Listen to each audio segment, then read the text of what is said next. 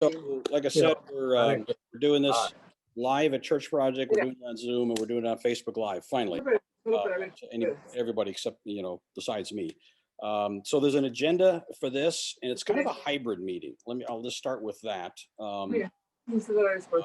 There's still people that are interested in going on Kilimanjaro, and some of these other trips we've got planned. So I want to discuss kind of general things about child legacy, about the clean water climb, and then some of these specific trips besides Kilimanjaro. So that's going to be kind of the first part of this meeting. And then we're going to dive into Kilimanjaro for those people that are really serious about going. They've already committed. I've got several people have already committed to the Kilimanjaro trip, and then some others like that are starting to think about going. So I want to get into some very specific things about that trip. Okay, so now why doesn't everybody mute their their Zoom, if you know how to do that? Hopefully, it looks like just about everybody is. So yeah, that'll make it easier for everybody to hear. So we're going to open it up with a prayer, and I'm going to invite Jason Pierce to come up here. Jason is pastor of international missions for Church Project. He's been to Malawi. He's been a missionary in Tanzania for a few years with his wife and family. He's back here now serving as our missions pastor. And he went on Kilimanjaro trip with me in 2018, June. That was when we had the tropical storm hit us in the middle of the night as we were going up the mountain. So that was an interesting experience. Great fun. Okay, Jason, take it away. You want to stand here? Yeah. All right. Heavenly Father, we thank you for today. I thank you for each and every person you've brought here for this meeting, either by Zoom or in person or on Facebook. I pray that you would bless this time, Lord, that you would be honored in it. Help us, I pray. Help Mike, lead him. Help him to communicate all the ins and the outs of these trips and the vision that he has that you've given to him for this trip. And I pray, God, that you would make it clear for those of us who are questioning if this is for us or not, or is this something you're leading us to do? I pray that you would help to make that clear today. I pray that you would help us to celebrate what you are doing through Child Legacy, God, and the innovation behind something like the Clean Water Climb, that you would bring the right people and that you would raise funds through some of us here today to help support what you're doing in Child Legacy and in the Clean Water, through Clean Water in Malawi. God, we thank you so much for the joy that we have in knowing you. Thank you for loving us. Thank you for saving us. Thank you for giving us the opportunity to make your name known to every tongue, tribe, and nation. Be glorified in us today, I pray in the mighty name of Jesus. Amen. Amen. Thank you. Welcome, Michelle and Melanie. Melanie's Bradling there, and Bill Shannon's spouse, Michelle. Okay, so if you don't have an agenda, it's on the far right end of the table right there, and we're going to be going through that. And I'm sorry for Zoom land that I don't really have that. I'll just try to introduce stuff as we go. And so the agenda, basically, it's like I said, it's kind of a hybrid meeting, info on all these trips and specifics on Kili, because for Kili, we usually like to have 3 or 4 mandatory meetings, and there's a purposes behind all that, and I'll explain that later. Then I want to talk, I'm going to do a little intro on the Clean Water Climb, what it's all about, how did it start, that kind of thing. And then that's part 1 of the agenda. Part 2 of the agenda is these other trips that are planned for 2021. And part 3 then is the Malawi Kilimanjaro trip. So let me start with, find my documents here, because I'm going to be probably pulling some of them up as I go. Clean Water Climb history. I went to Africa for the first time, Kenya and Tanzania specifically, in 2007. And I was touched by what I saw with people digging holes in dry riverbeds and collecting water and walking 20 miles to their villages. And it was pretty obvious this was contaminated water. And so their whole lives were going around water. I mean, it was just, their whole lives were just consumed by water, and it was contaminated water. And then did they have to spend, how much time and what effort did they have to make it safe to drink, right? And so that really started stirring in me something I didn't know. I just knew that I wanted to go back. I wanted to go back as soon as I touched down in Houston. I wanted to go back to Africa because I didn't know what I was supposed to do. And so I made 3 more trips. And the third trip of the four total was my introduction to Malawi. A good friend said, Mike, why don't you go down to Malawi as a side trip to your Tanzania, Kenya trip, and see what Child Legacy is doing.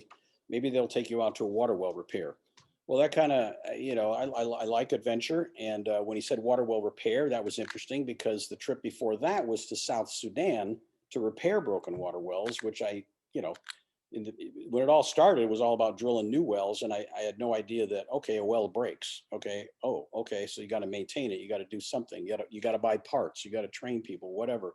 And so that was a very interesting part of that trip. The other part of that trip that was very interesting to me was that we had to memorize Bible stories and share them in the villages where we went to. Hi, Anna and Abra. Thanks for joining us. So that trip was kind of pivotal. I mean, I went someplace, but that's not where I ended up, right? I ended up in Malawi, but that was a key step, was to go to Sudan and learn the principles of Bible storing and that wells break. So I decided after Malawi, so in Malawi, it was like, oh my gosh, they took us out to a well just like they said they would.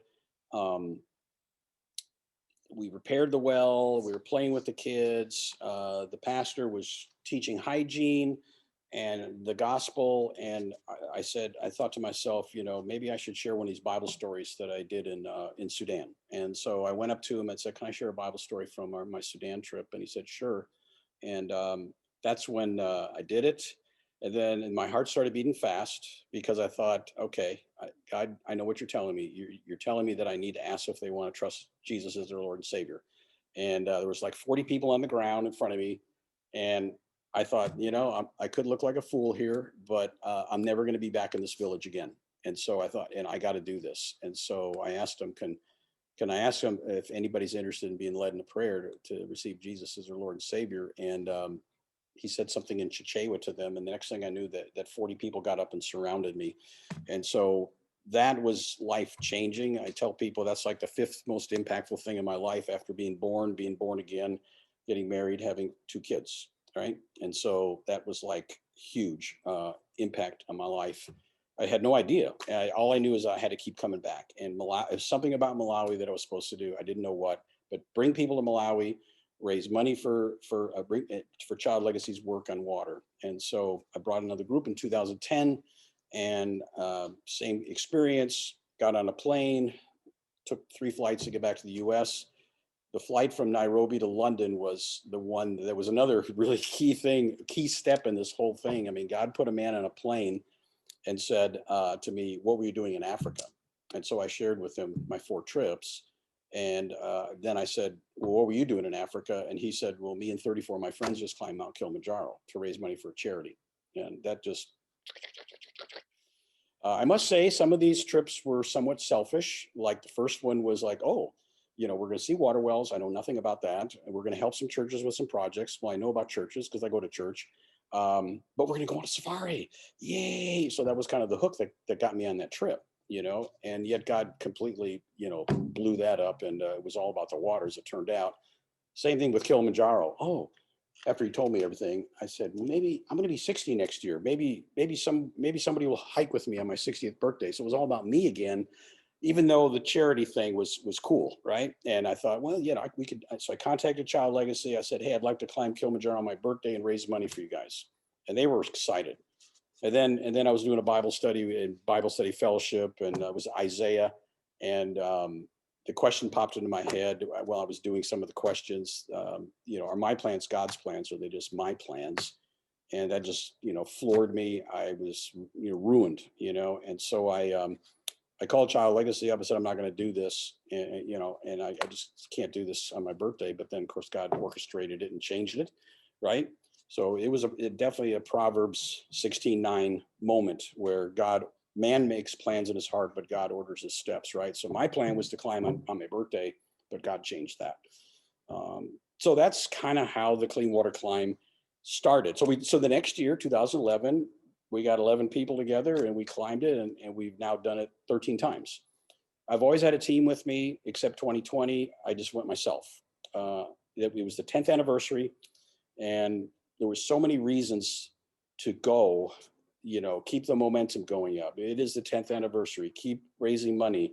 But the last reason out of 10 was to hear God's sweet small voice. I'm going to be on this mountain essentially alone, except for the guides, and you're not always walking with them. You try to stay close to them, but not always. And you're in your tent alone. You don't have a dining room tent with all the other team members.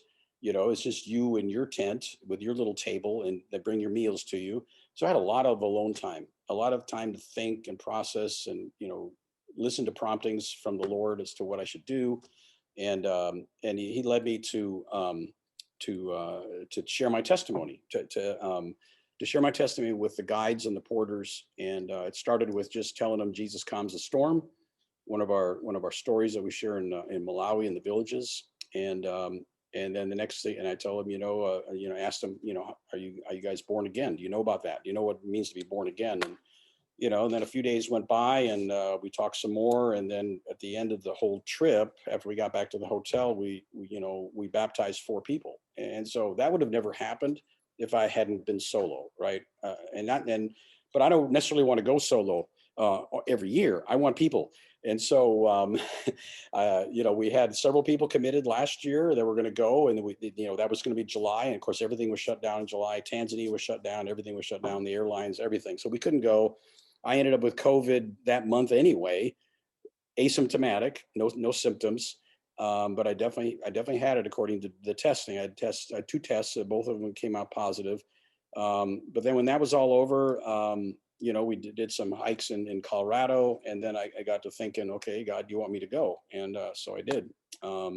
So we've gone. I've gone 13 times, and that's the history of it. And it is a fundraiser for Child Legacy. So no matter what trip you're going on, whether it's Machu Picchu, Aconcagua, Everest Base Camp, Kilimanjaro, even if you just go on the Malawi mission, we'd like people to raise money for Child Legacy's water well ministry, right? And so kind of the bigger the mountain, the bigger the goal we ask people to make. So like to go on the Malawi mission, we like everybody maybe to raise enough for 1 well, right? So this is a well report here.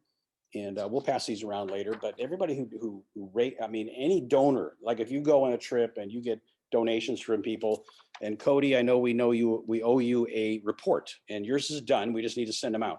But anyway, anybody who actually sponsors a well, which is $1,250, that's why we ask people that if you're going on the Malawi mission, try to raise that minimum amount of $1,250 for Child Legacy. They get a well report.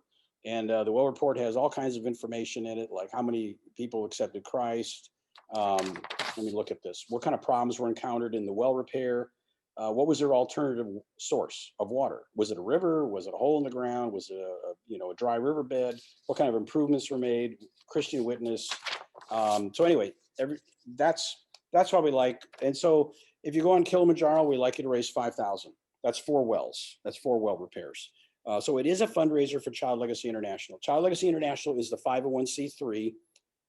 Clean Water Climb is the fundraising arm of Child Legacy. So if you do go on any one of these trips, we set you up with a web page, give you a link.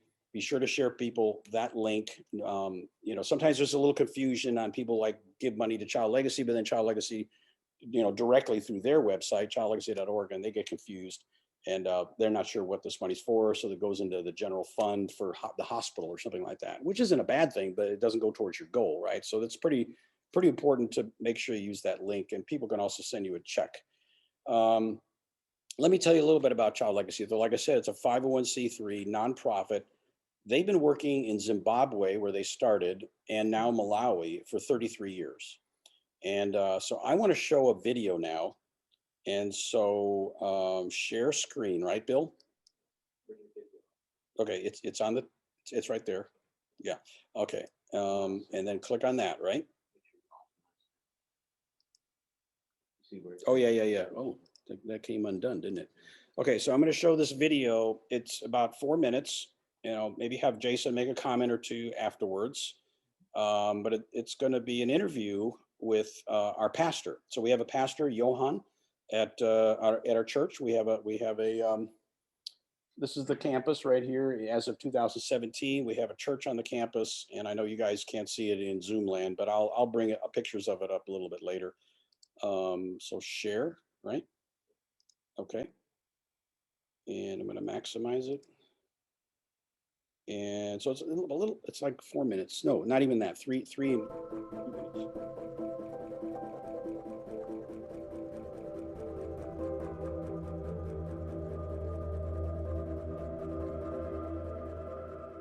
And I'm always amazed how people can become so embedded into their traditional beliefs, Oh, cultural beliefs.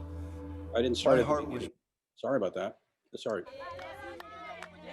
Now it's at the beginning.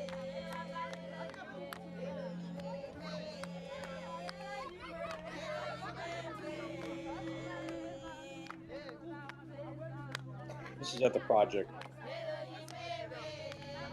They're watering bamboo. We usually say Malawi is a God-fearing nation, like a Christian nation, but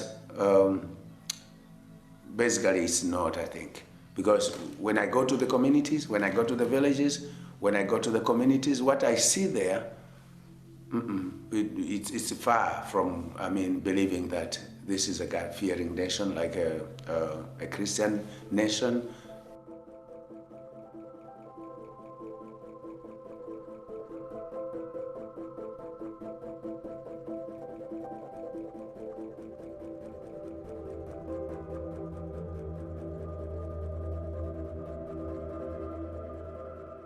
And I'm always amazed how people can become so embedded into their traditional beliefs, cultural beliefs.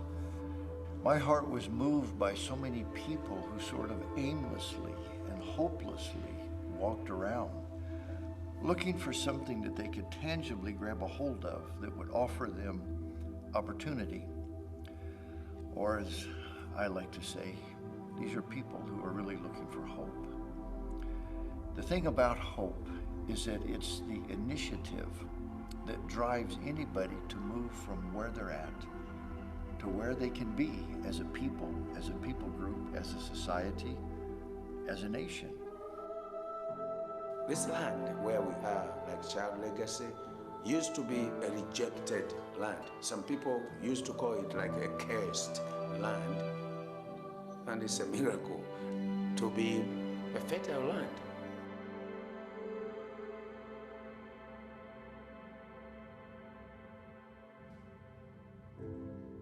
So that was Johan in the beginning, and that was Jeff Rogers, the founder of Child Legacy. Like he's been doing this for 33 years. And again, that's the project. We've brought in a standard that says there is hope for your future. You look at pictures of what we're doing here in Malawi, it doesn't look anything like 20, 30, 40, 50 years ago in Malawi or Southern Africa. I wouldn't imagine how this community would be without Child Legacy. We are able to have a platform where we can teach the real word of God from the Bible, and we are able to preach Jesus. I've seen so many mothers coming to Christ.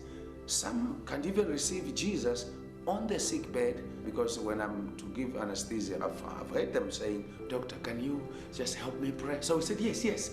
But to who do we pray? I said, to God, of course. So I start from there and then talk about Jesus. And then I see them receiving Jesus, even on the sick bed. And I thank God for the grace that He has bestowed on us. When there's economic growth, social development, and then the best thing, the most important thing is the gospel of Jesus Christ. Everywhere we repair well, we teach the gospel. I have 2 pastors on staff at our hospital. We do Bible trainings twice a week.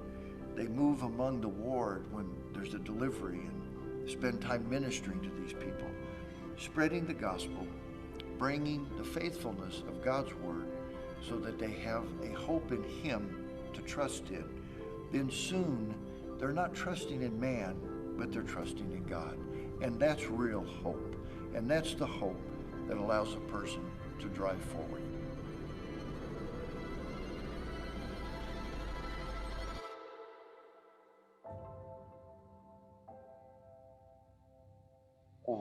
Jason, would you like to say a word or two? So Jason will be going on our Malawi mission trip, and which is also the Malawi part of the Kilimanjaro trip, and he's been working with Johan with the church. Do you want to? Hey, you can come up here, I guess. And, In relation to Johan, yeah, church project there. You know, I think I watched that video and look at all these pictures, and I think it's important to remember the thrust behind all of it is Jesus, God who came in the flesh, lived, died, and rose again, made atonement for our sins, then proclaimed himself the gospel of the kingdom of heaven. And that is why Child Legacy exists, why Child Legacy does what Child Legacy does. That's why the Clean Water Fund exists. And having a church partner in Malawi, having a pastor like Johan, it's essential. And I think, number one, remembering that Jesus is the reason behind all of this, that the gospel is the thrust behind every bit of it. And then number two, that the church, God is the God of all nations. He's the God of every king, tribe, and nation. And so the same God that we worship here this morning as a body, the same God that you worshiped wherever else in the community here at your churches, is the same God that they worshiped near the Longway in Malawi, Sundwe, right? Sundwe, yeah. It's the same God, same Christ, same Lord, same Spirit, same Word we proclaim. And so being able to step into the Malawian context and to interact with somebody like Johan, who is just an incredible man, to participate in something like a house church in Malawi, to hear Chichewa songs and praise. It is a privilege. It is a rich gift. And so that's something I think when I look at this whole trip, like I would go to Malawi just to sit down with Johan. I really would. And just to sit in on a house church, and go to a Sunday gathering at the church there on the project, because it is so sweet to be able to join together with brothers and sisters from different tribes, different tongues, and worship the same Lord in the same Spirit. So yeah, I'm excited that that's a part of the trip. Yeah. And me too. Yeah. In 2018, I did 3 trips in 2018, and the third one in September, we went with Johan to one of the house churches, and it was incredible. The singing, and then the message. We call them house churches. Some people in different churches call them, home groups, small groups. It's more or less the same thing. But a house church is, at least a church project. We have like a pastor, maybe a lay pastor, and then we have a host, right? So they'll have somebody willing to host in their home, which is common to all the small groups. But then having a lay pastor is really critical. And we go through the same message that we did at church on Sunday. We dig deeper into the same word that is expositorily given, on the main stage. So anyway, thanks. You betcha. If you think of anything else, just jump in. Well, you mentioned maybe talking a little bit about what Johan has been up to. Yeah, go ahead. Really quickly. Yeah, go ahead. I guess I need to get right back here. Definitely. In the Zoom world. Yeah. I was talking to Johan recently, and he had just had this big evangelistic conference outside of their church building, and amidst all of the craziness, and he sent me a video. It was pretty crazy. Lots of jumping up and down and singing. A drunk man came up out of the crowd and raised his hand to profess faith in Jesus. And Johan said he didn't really know how to react. He could smell that this guy had actually urinated on himself, was just drunk beyond all measure. So Johan wrapped his arm around him and he prayed for him. And the guy asked him, he's like, when does your church meet? I'm going to be here. 10 o'clock Sunday, I'll be there. And the following Sunday, Johan, walking to the building, was praying, and this guy came back to mind, and he did not expect him to be there. But he beat Pastor Johan to church. And this guy was sober, had been sober since that day, and had actually begun sharing Jesus with neighbors in his community. And so Johan went to his community, which is a village a little bit out from Sundwe, and helped evangelize. Others came to faith, and they're getting ready, if they haven't already, starting a house church there in that community with new believers in Christ. So Yeah, that's great. super encouraging Yeah, to hear yeah. that. So So, yeah, yeah, and he shows the Jesus film, right? he does. He uses the Jesus Yeah, film. I can't remember who made that. That was- Who makes the Jesus film? It's Maybe put out by Campus Crusade. Campus Crusade. Okay, so he's been showing that throughout the whole catchment area, Child Legacy.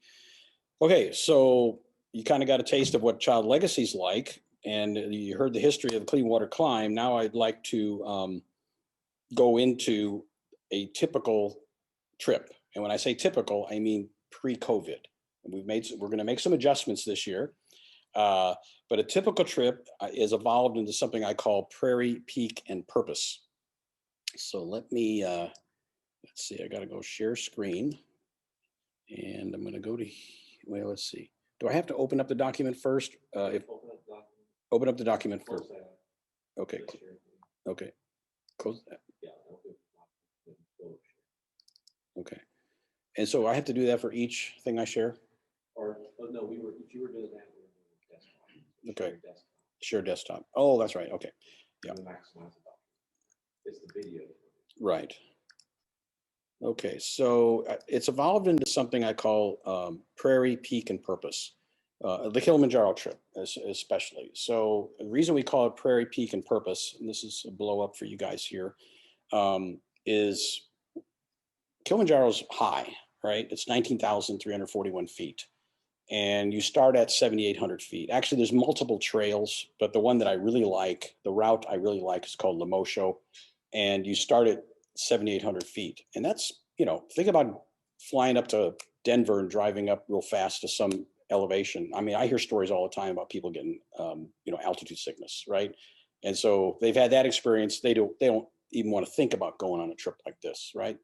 So I tell them, and I've, having gone 13 times, I've tweaked it over and over again, and we're tweaking it again. I tweaked it in 2020 because I wanted to check out some new things, and we're tweaking it again for 2021 because of COVID testing and limited air flights and stuff like that. So the reason I call it Prairie Peak and Purpose is the prairie is literally, we go to a safari, a park called Goro Crater. It's NGOR crater. It's a World Heritage Site. It's a gigantic caldera, extinct. So it's a super volcano, but it's long gone dead. The floor of the crater is 5,000 feet, but you stay in the lodges at 7,800 feet. So you literally stay at the same elevation that you're going to start the hike in 3 days. So what I like about doing it this way is you get over jet lag. If you're from Houston, it's going to be 8 hours of jet lag. You have a fairly long drive, almost a whole day, maybe 2/3 of a day drive to get to the park. And you end up at the lodge at 7,800 feet. And so your first night, so you're going to start getting over jet lag. At the same time, you're going to start acclimating. You're going to drink a lot of water, and you're going to walk around a lot at 7,800 feet that night. Next day, we go down into the crater to see God's creation. At the end of the day, we go back up and spend one more night at 7,800 feet. Then the next day we drive to Moshi, which is only like 2,500 feet. But then the following day we go back up and drive up to 7,800 feet and start our hike. So it's really, and I have found this to help there be more people successful on the trip by having 2 nights at 7,800 feet than just one or not at all. So, when I first started doing this, everybody said, why do you want to have a safari at the beginning of the trip? Shouldn't that be at the end? And I go, no, this is why we do it. Then there's the peak, right? So that's depending on the route, but I've settled on, like I said, this Lemosho route, and it'll be 8 days. And this is coming up to the crater rim here at sunrise. And so you got people coming this way from Gilman's Point. So you're on the crater rim here, and you got people coming up this way to Stella Point. And so first 3 times I did it, we went up to Gilman's Point, and then you're like 2 or 3 hours hiking along the rim of the crater at around 19,000 feet. And that really wears you out. Stella Point, you're coming up and you're here, and then you only have another 600 feet to go to the top. So I really like this route. We have high success rate. And then of course, why are we really doing this, right? It's a fundraiser to bring clean water to the people of Malawi through Child Legacy's ministry. So that's why we call it Prairie Peak and Purpose. So let me close that one. And then let's see what else I want to show you here. So if I go to desktop, then I can get to everything, right, Bill? Is that right? I can get to the next one or not? Okay. So, but as so here's just another, okay, so am I sharing that? Is that showing? Okay. So this is just another kind of way of looking at it. This, instead of calling it Prairie Peak and Purpose, I call it Part 1 Acclimatization Safari. And Gorgo Crater is famous for its lions, by the way. That's why you see in a lot of my pictures I have lions, because everybody likes lions. Everybody wants to see the big cats. When we went in 2018, we had a lioness come right by. We had 2 safari vehicles, and our pastor, Jason Shepard, got brave, and we got a video of this actually, and he puts his hand down and he's petting the back of this lioness, and she doesn't care one bit. She's like, I guess she wanted to scratch on her back. The flies were buzzing around her and everything, probably annoying her. And then the trek part is here. You can see this was a team in 2016. We had 14 of us with Killy in the background. And then there's the same picture. But they're also on this diagram here is the map. So for those of you that are on Zoom and live, this is a map of Malawi. And in the inset right here is Africa. It kind of shows 2 little red things. It's probably really hard for you to see, but that's Zimbabwe, that lower red dot. And then the next one up is Malawi. So if you're in the room here, that's Zimbabwe, that's Malawi. Those are the 2 places Child Legacy works. And then this is the map of Malawi, the long skinny map. And the easy way to remember, it's 365 miles long and 52 miles wide. So it's like 365 days of the year, 52 weeks in the year. And there are all the little dots on here, which you can barely see, I know, but the blue dots are, or may look black to you, are all the wells repaired from 2008 to 2019, 4,385 wells. So there's 4,385 villages, schools, mosques, churches, trading centers, health clinics that have had their wells repaired. And that's benefited, and that was through 2019. I should just give you the total. So 2020 are the red dots. And the totals, 4,607 wells repaired, 9 million people benefited, and almost 60,000 salvations. So salvation is when the crew presents the gospel and then asks if they, do they want to receive Christ after they've shared some Bible stories and the message of Christ. They write it down. If the person raises their hand, they go talk to them and make sure. And so how accurate is it? It's pretty accurate, but still, you have to take it a little bit carefully. Sometimes some people don't like numbers like that. But anyway, almost 60,000 people have claimed to receive Christ in this ministry up and down the country of Malawi. You can see Tanzania is up here, very close to the equator, just south about 2 or 3 degrees. This right here is a typical contaminated water. This was a village in 2013. Here in Macunia village, I remember it well. It was like, oh my gosh, this was incredible. And they were bucketing out water from a hole that maybe even 8 feet deep, maybe at the most. And there's another one right here. This is another hand dug. This is a hand dug well. So it's got some protection, but not much. You can see the rope is laying here on the ground and the bucket sitting right there. So that rope it's on the ground and then it gets in the hole, right? So this water is contaminated as well as the one up there. Here's just a couple of, scenes of kids celebrating clean water. And then this is where the project is located. That's a little out of date, 2015, that picture, but it's located very close to the Zambia border inside that red circle you see there. So over here on the map, you see maybe a little bit better an aerial view. You can see the tilapia ponds and stuff like that. That's where the project is right there. It's about an hour and a half drive from the capital, which we'll fly into, Lilongwe. So let me kill this and let's see what else I want to show you. Stop share. Okay. So, okay. So I thought more about this,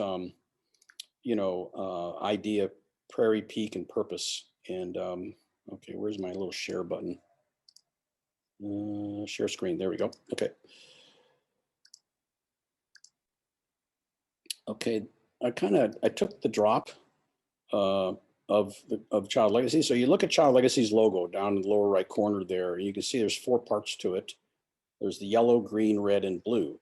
Well, the yellow is sustainability. Child Legacy just doesn't do water, as you probably gathered by now. So they do all the sustainability stuff. They do healthcare, which is the red. We have a hospital, a birthing center, a surgery center. We have the green is doing fish farming and agriculture. And the blue, of course, is the water. And so when Child Legacy came up with an idea for a logo for the Clean Water Climb part of what they did, they took that part of the logo and made a big drop like this. And I started thinking about the 3 parts, prairie, peak, and purpose. And I thought, well, it's more to it than that, right? And so I started thinking, well, it also involves prayer before you go on the trip and preparation before you go on the trip. And then as far as the purpose goes, yes, we're bringing clean water, living water. We're going to hear from the Lord, find our calling maybe, and give praise and glory to God. So I felt like, the number one purpose was to bring praise and glory to God through the Clean Water Climb. If I could make, have that happen, then I felt like I'm doing the right thing. It's the right thing that the Lord wants me to do. Okay, let's see. Was there anything else I want to show you in the PPP? I do have some photos that are just kind of fun to see. Let's see here. Let's go back to. It always gets share screen again. Desktop, share, and then let's see if this works. If it doesn't work, we'll skip over this part. Okay, is that showing up? Okay, so these are just a few from the prairie, right? So as you're driving along the crater rim to get to the lodge, that first stage, you get to Gorgo Crater, you never know, an elephant might just pop out of it. So this big bull elephant just popped out of the trees on that particular trip. Another lion shot, that one, there's that one. And then, so when we go down into the crater, we go to this hippo pond, which is right there behind the tree. And I always like to get the team up in the tree. And so it's become a tradition since 2015 to start doing that. And you'll recognize, maybe some of you may recognize, there's Jason Pierce right there. There is Jason Shepard, our pastor of Church Project, his son Logan, daughter, where is she? Caitlin, I think that's her right there. Myself, and maybe there's some other people you might know. Oh, there's Caitlin right there, never mind. So anyway, that's just a few sample pictures from the prairie part. Peak part, I'd like to show you that. So this is a picture I took from the air, obviously. And one of the things you see, I mean, first of all, I couldn't believe it. This was like an iPhone 4 picture. And it was just perfect lighting from the perfect angle. And this is a persistent layer of clouds down here. And it's almost there all the time. And you start the hike below the clouds in a rainforest. And then you pop out of the cloud layer, maybe day 1 or day 2. And then the rest of the trip is, I'm going to run the cursor along here. You're basically going across here, gradually working your way up. And you go up into here and then come up the backside over there like that. So you're not going up anything super steep. You're gradually working your way up the mountain and across it and wrapping around and eventually getting to the top right there. So that's what it looks like from the air. Here's a few photos along the route. And I picked these out because they're just really cool. Kilimanjaro's got some amazing vegetation on it. These are plants that are totally unique to Kilimanjaro only, called giant ground cells. That's a common name. And you'll start seeing these on day 4 of the hike. At the end of day 4, you end up in Barranco Camp. I don't know if you can see, but there's outhouses here and tents also at the bottom. Pretty tough to see, but you get this fantastic view. And of course, we don't go up this side of the mountain. I mean, mountain climbers do, rock climbers, will go there, but we're going to work our way around the backside and eventually up to the top. You can see all the glaciers up here. I mean, it's just spectacular. Okay. And I think I got, okay, this is one you probably saw in that other, this is a little better picture of the team we had in 2016. There were, like I said, 14 of us, and we're kind of starting to do that wrap around of the mountain. And then this I took this year, I'm sorry, in October of 2020, when I was doing the solo trip. This is Moenzi Peak, and the cloud layer is a little higher in October, apparently. And I was so surprised when we got to Kosovo Camp, which is what this is, that there was an outhouse up here. It's probably it's at 16,300 feet, something like that. That's probably the highest outhouse in the world. And that outhouse wasn't there in 2019. Remember, Michelle? They were constructing. Were they constructing it then? Yeah, okay. I don't even remember that. Yeah. I thought about going to the bathroom. Yeah. So, okay, I think that was the last one of that batch. And so I'm just trying to give you a little flavor here why we call it Prairie Peak and Purpose, and I'm still in the peak part. And it looks like we're doing okay on time. So I just want to show you a few pictures. So this is from 2012. So this is second year. I took my daughter. That's my daughter, Rebecca. They had a really weird sign up there that year in 2013. They put this bizarre, almost looked, fake. And of course it is fake. It's just a sign, right? But it was so strange seeing, you're used to seeing this rustic sign, and all of a sudden there's this like a neon sign at the top. And I think they got so many complaints about it that they took it down after 2 years, and they put up the old sign back up. This is from 2018, the first of the 3 trips I did. And this was the year that they had more snow in Zara's, is the guide company's 30-year history. They've never seen this much snow. And in the middle of the night, the wind came up to almost 60 miles an hour. It was almost terrifying. Normally, most years, and this is when we made it to the top, the team. So this was a lot of people from this church actually went on that hike, including Jason Shepard and Jason Pierce. This is the next trip in 2018. That's my grandson, Elias. Elias, you better be watching. So he's going to go again, along with my other 2 grandchildren in this year. And now there's 2019, and Michelle, right back there, she's right here. You can see there's no snow at all. This is what it's mostly like, right? But every once in a while, it's just like, they get a freak year, and you have to deal with it, have to be ready. We didn't have crampons or anything, but Zara manufactured some out of thin air, and they kept falling off every 100 yards. You'd have to tell the guide, help me put my crampons back on. Yeah, crampons, quote unquote. Right, exactly. This is from 2020. This was just back in October. There had been some snow, but it was melting, as you can see, and it was absolutely spectacular. Between the clouds and the ice, it was unbelievable, as you can see. Okay, almost done with. Obviously, I'm trying to entice you, right? Okay, so the thing I did in 2020, one of the advantages of going solo was I could do anything I want, right? I could completely change the trip. I could try this lodge out instead of that one. I could go on to this safari place instead of that one.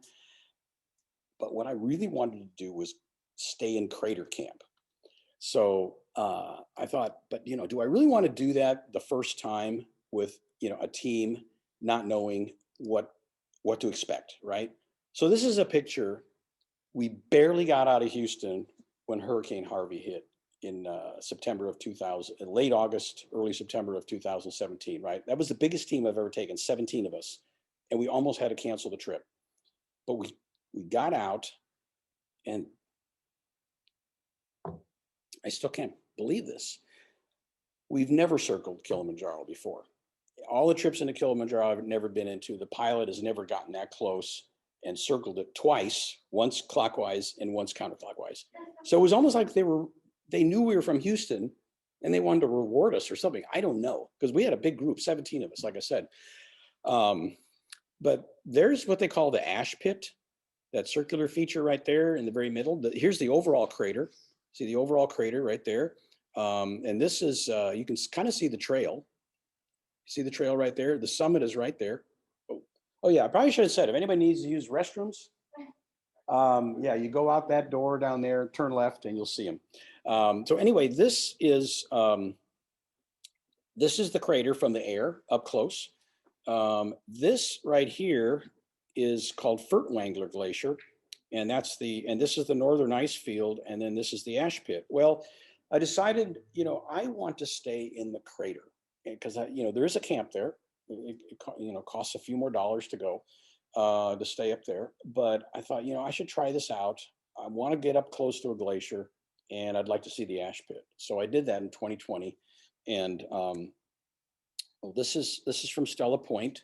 So I think somewhere over here, yeah, over there, that was taken by Jason Shepard's brother, Matt Shepard. So that was sunrise at Stella Point. So Stella Point is along that crater rim. And that was the year there was the heavy snow. And you can see some people here on the right, on the flank. Now that's a normal year, right? So this was taken in 2013 when they had the weird sign up there at the summit, and that's the crater. The interesting thing about, and there's Mwenzi Peak in the far background near the right there. That's the third highest peak in Africa, second highest peak in Tanzania. Look at this glacier here. It's very interesting to see that there's this other piece of the glacier back in 2013. That is completely gone now. And this is what's left. And so, but I wanted to get up close to it. I wanted to actually see it. So there's a close up of the ash pit. So we walked up to the ash pit. You can actually go down into it pretty far. There's steam coming up and sulfur smell. And that's how they know it's not a completely dead volcano. So Kilimanjaro is still, it's dormant. It's never erupted in human history. But anyway, that's the ash pit. And then this is the northern ice field, a little up close. And this is Furtwängler Glacier. So that's about 50 feet high right there. And I took this at sunset, close to sunset. So that's the sun going down. We climbed up the backside of it. So the backside of the glacier is, like this, very gradual, and we stood on the top of that thing.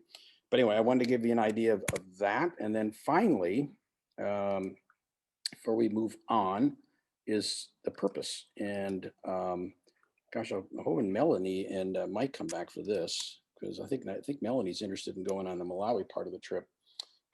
Maybe I should just pause for questions about what you've seen so far. Anybody here have any questions? Probably not. I haven't got to the Malawi part yet. Well, let me get it started anyway. And that I'm going to minimize.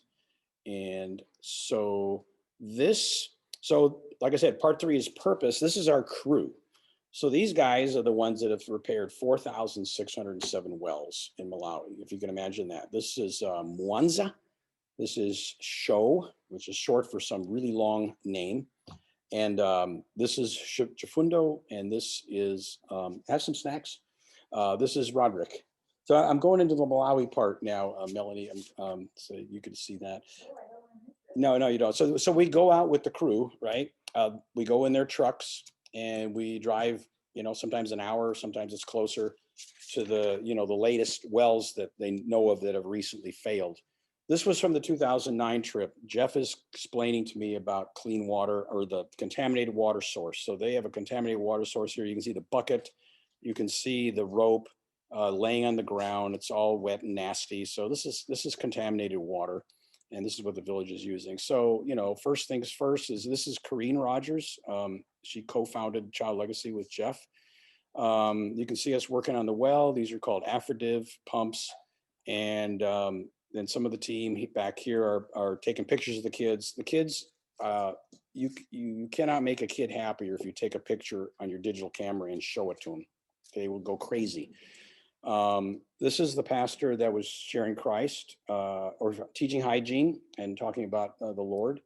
And then that was when I went up to him and said, can I share a story that I learned from my Sudan trip? And then they all got up and surrounded me. And, that was a turning point in my life, like I said, and definitely out of my comfort zone.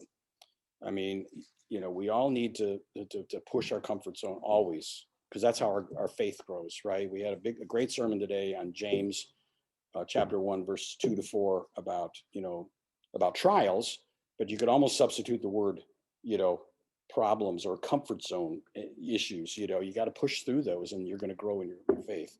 I came back from the trip and I said, okay, God, you want me to bring 100 people to Africa before I die?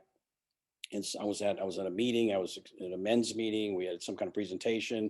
I was telling them I couldn't stop talking about Malawi after this experience. And I was telling this group of guys, and the guy across me said, no, God wants you to take 1,000 people to Africa before you die. And I thought, whoa, I can't do that. God's going to do it if it's going to happen at all.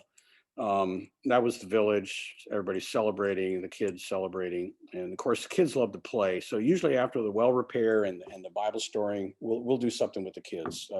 some of the things we do lately is we play limbo with them. We take some of the pieces of broken pipe or the pipe that's been cut out of the well and show them how to play limbo, you know, where you get down like this, you go under. They just love that stuff. And this was 2010, so that was the picture you saw when you came in. That was the trip that was on that trip coming home when I met the Brit about going to Kilimanjaro. That was 2015 with my wife, Jennifer. Jennifer and I went on a kind of a solo trip just to Malawi and a few other things. That's a picture from a repair. And you can see one of the reasons I show this is not just the joy, but they keep track with a sign, a chalkboard, and they write on there, okay, report number 265, repaired on July 22nd, 2016. It was called Green Village, which is interesting. Ultimately, we're trying to bring like hope for today, right? Hope for today through clean water, and then hope for eternity through the gospel of Jesus Christ. That was like one of the biggest crowds ever that wanted to kneel, raise their hands, and pray the salvation prayer. I think there must have been, I don't know, 50 or 75 people. You were on this one, weren't you, Bill? Yeah, you're in there. Yeah, you're right there. That's Bill right there. So anyway, and then usually as we leave the village, there's commonly, I'd say, 50, 60, 70% of the time is a chase scene. And the people will chase us, and the kids are the last ones to drop out because they have the most endurance, right? But it's hard to imagine, I mean, I just turn the faucet on, I take my shower, I jump in the swimming pool, run my sprinklers. I mean, it's hard to imagine. So that's just a few of some favorite photos from the purpose. So now I'd like to show just a little promo video, and yeah, we're sharing, right? So we're good. No, I'm Oh, sharing. unshare it. Yeah, and then share it.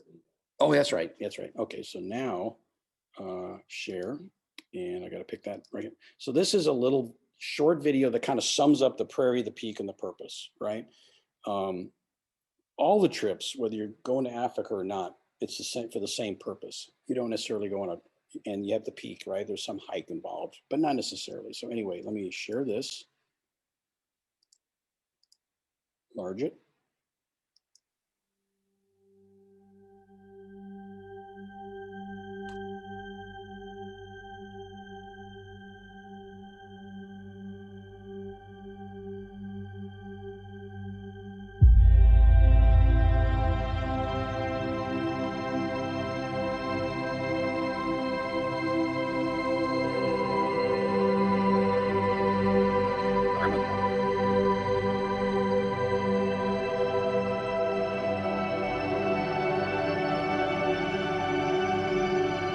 Orders, bringing our stuff.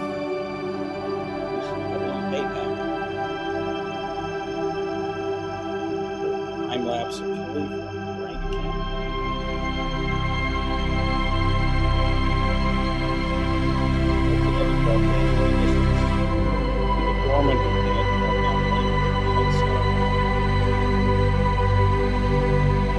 That's coming up the skeleton.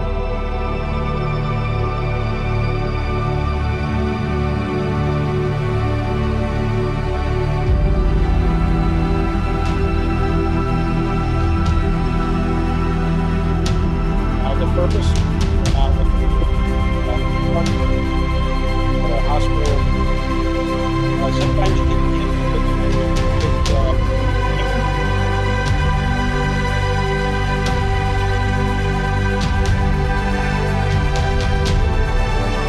favorite time. This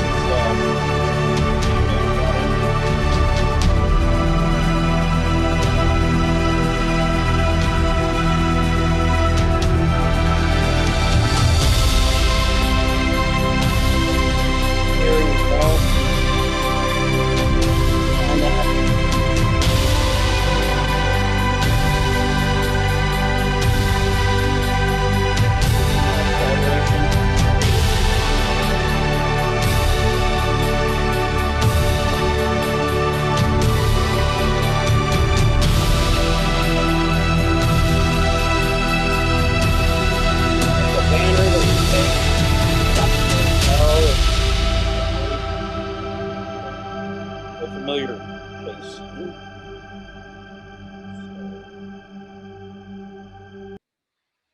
All right. Still on. Okay, I want to talk now a little bit about, so I kind of told you about Prairie Peak Purpose. Let me just tell you a little bit about Zara. So Zara is a guide company that takes us on the mountain. I've used them 13 times. They're awesome. I use one particular guide now as the lead guide. I met him on the second time I went to Kilimanjaro in 2012. And so I asked Zara after that, can I have Bruce on a regular basis? And they said, sure, you can have any guide you want. So Bruce actually is one of the ones I baptized at the end of the 2020 hike. So anyway, so they're our guide company for the safari and the trek in Tanzania. And on Kilimanjaro, basically the porters and the cooks, you know, they take care of everything, right? They set up, they provide the tents, they set up the tents, they, you know, carry the tents, carry most of our stuff.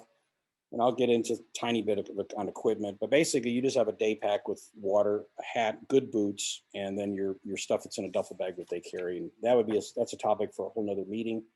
There's no, I'm going to tell you right now, there's no signal on the mountain. So, you know, don't plan and be in communication unless you have a GPS, a Garmin device. If you have a Garmin device, you can use satellite technology to let people know what's going on if you need to. But everywhere else on the trip, Child Legacies in Malawi, at the lodges, there's Wi-Fi.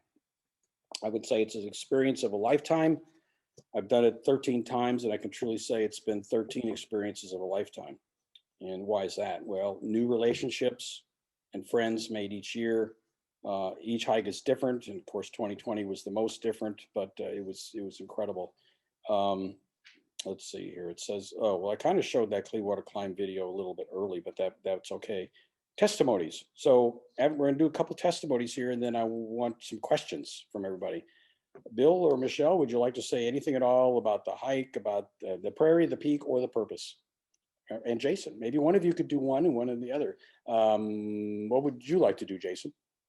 You want to talk a little bit more about Malawi, or you want to talk about the hike, or Yeah, I'll talk about that. what would you like to talk about? That Michelle will be better.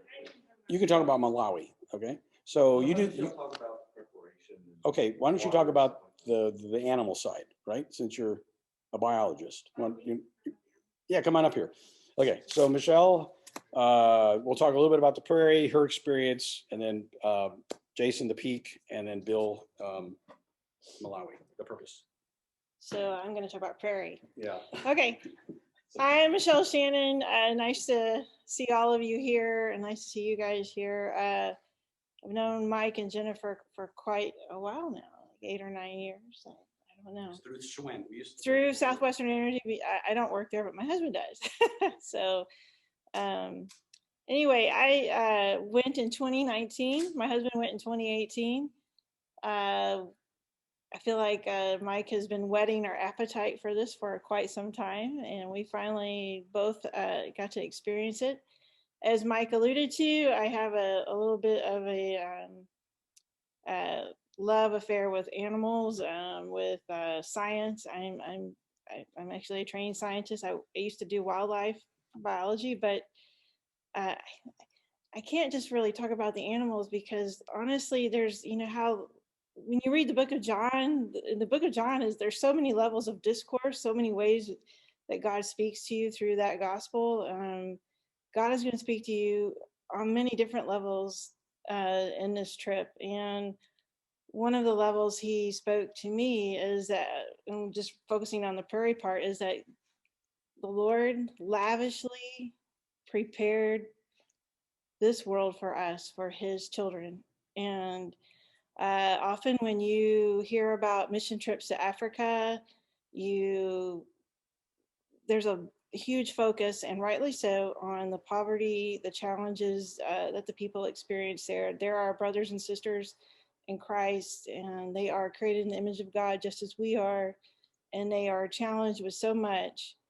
But when Mike takes you there to the prairie portion of the mission trip, he is, you know, showing you what God has lavishly done for us, this beautiful, amazing creation. that we live in. And I think as coming from a place of abundance, meaning Houston or wherever you're from, you kind of slide into Africa by going on the safari and seeing the elephant, seeing the lions lounging around. We had 2 lions on their honeymoon early in the morning when we first encountered it. But I remember, poignantly remember, standing with Mike in our vehicle. They're Land Rovers, right? Land Rovers. We had popped the top, and it was so early in the morning when we left Sopa Lodge, and this was our first, this was really our first time to really explore and see the crater. And as we're going down in the morning, just hearing the birds, and then I can remember the smell, and I can remember just the feel of the cool wind on my face, and then just how as the light began to come up with the sun, and how the colors started to come up, and just how we started to see the life of the Ngorongoro crater begin to trickle out. First you see the birds, like what are they? The guinea fowl.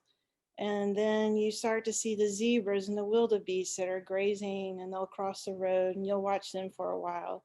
And then you come across 2 lions and in love with each other. But and then it goes on from there. But it's just I didn't want to offend anybody. anyway. We have lots of videos if you really want to know. But honestly, this is just a portion of what you're going to get of this big coin, this really large coin. There's several sides of this coin. I don't even know if that's the right way to put it, but remembering that God lavishly prepared for his creation. What an amazing God he is. And we are coming from a place of comfort. So this is, you kind of ease your way into Africa. And then the next portion is when you start to climb the peak. And just one little tidbit on that is that there's several levels that God speaks to you on this trip. And for me, the peak part, it was like instantly the focus is on water. And if you go into Malawi, and if you're one of the storytellers and you tell the story of the Samaritan woman at the well with Jesus, and that was the story that I tried to memorize. I didn't do it very well, but I did as best as I could at the time. But I really have thought about it, and the focus of the trip really does begin at Kilimanjaro. And I will stop there and let somebody else talk. Jason, we're talking about the hike.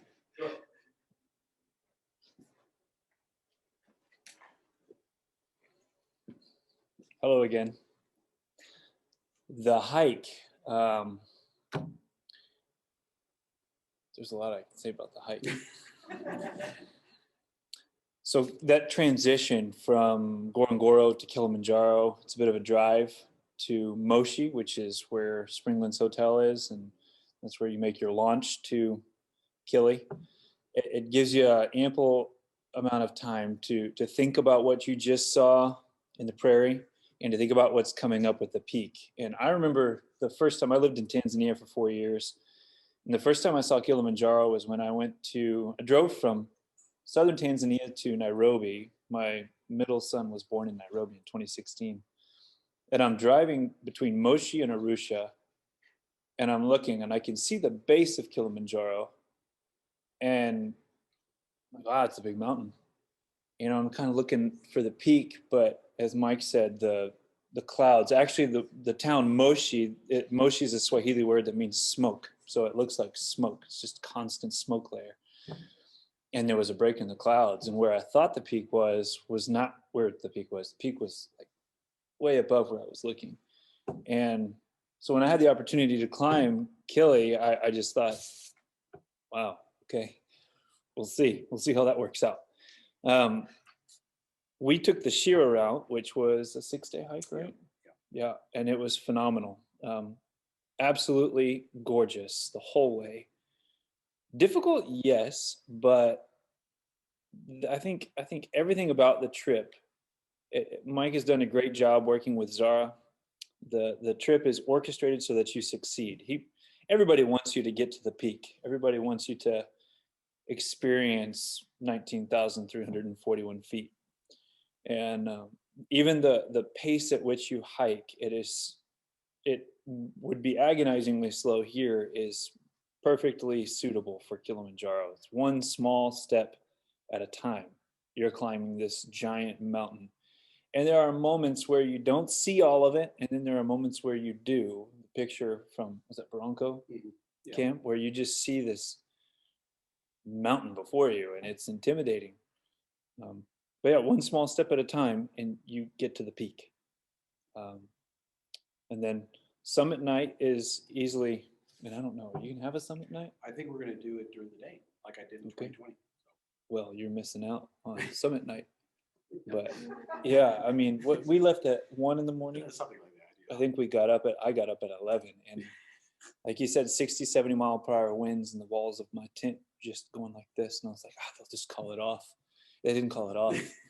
And went to the mess tent. We got a light breakfast and some hot tea, and then loaded on our gear and went for it. And we hiked through the darkness with our headlamps on, and it was remarkable, not being able to see more than just a few feet in front of you, one small step at a time once again, and then looking up. And I remember thinking that I had a hard time telling sometimes whether or not I was seeing people or stars because of the lights going up and down the peak.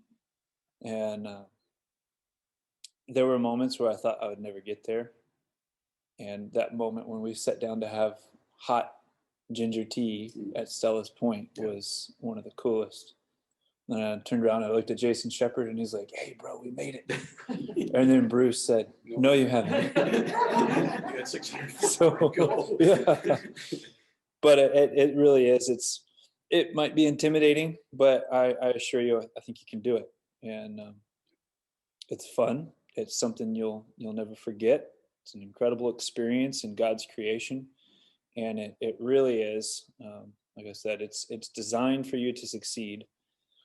And it is, in some ways, it's the most comfortable extreme hike you could do. Probably. So Probably true. great food and great tea. Thank you. So, yeah. Want to talk a little bit about your experience with Child Legacy, Bill?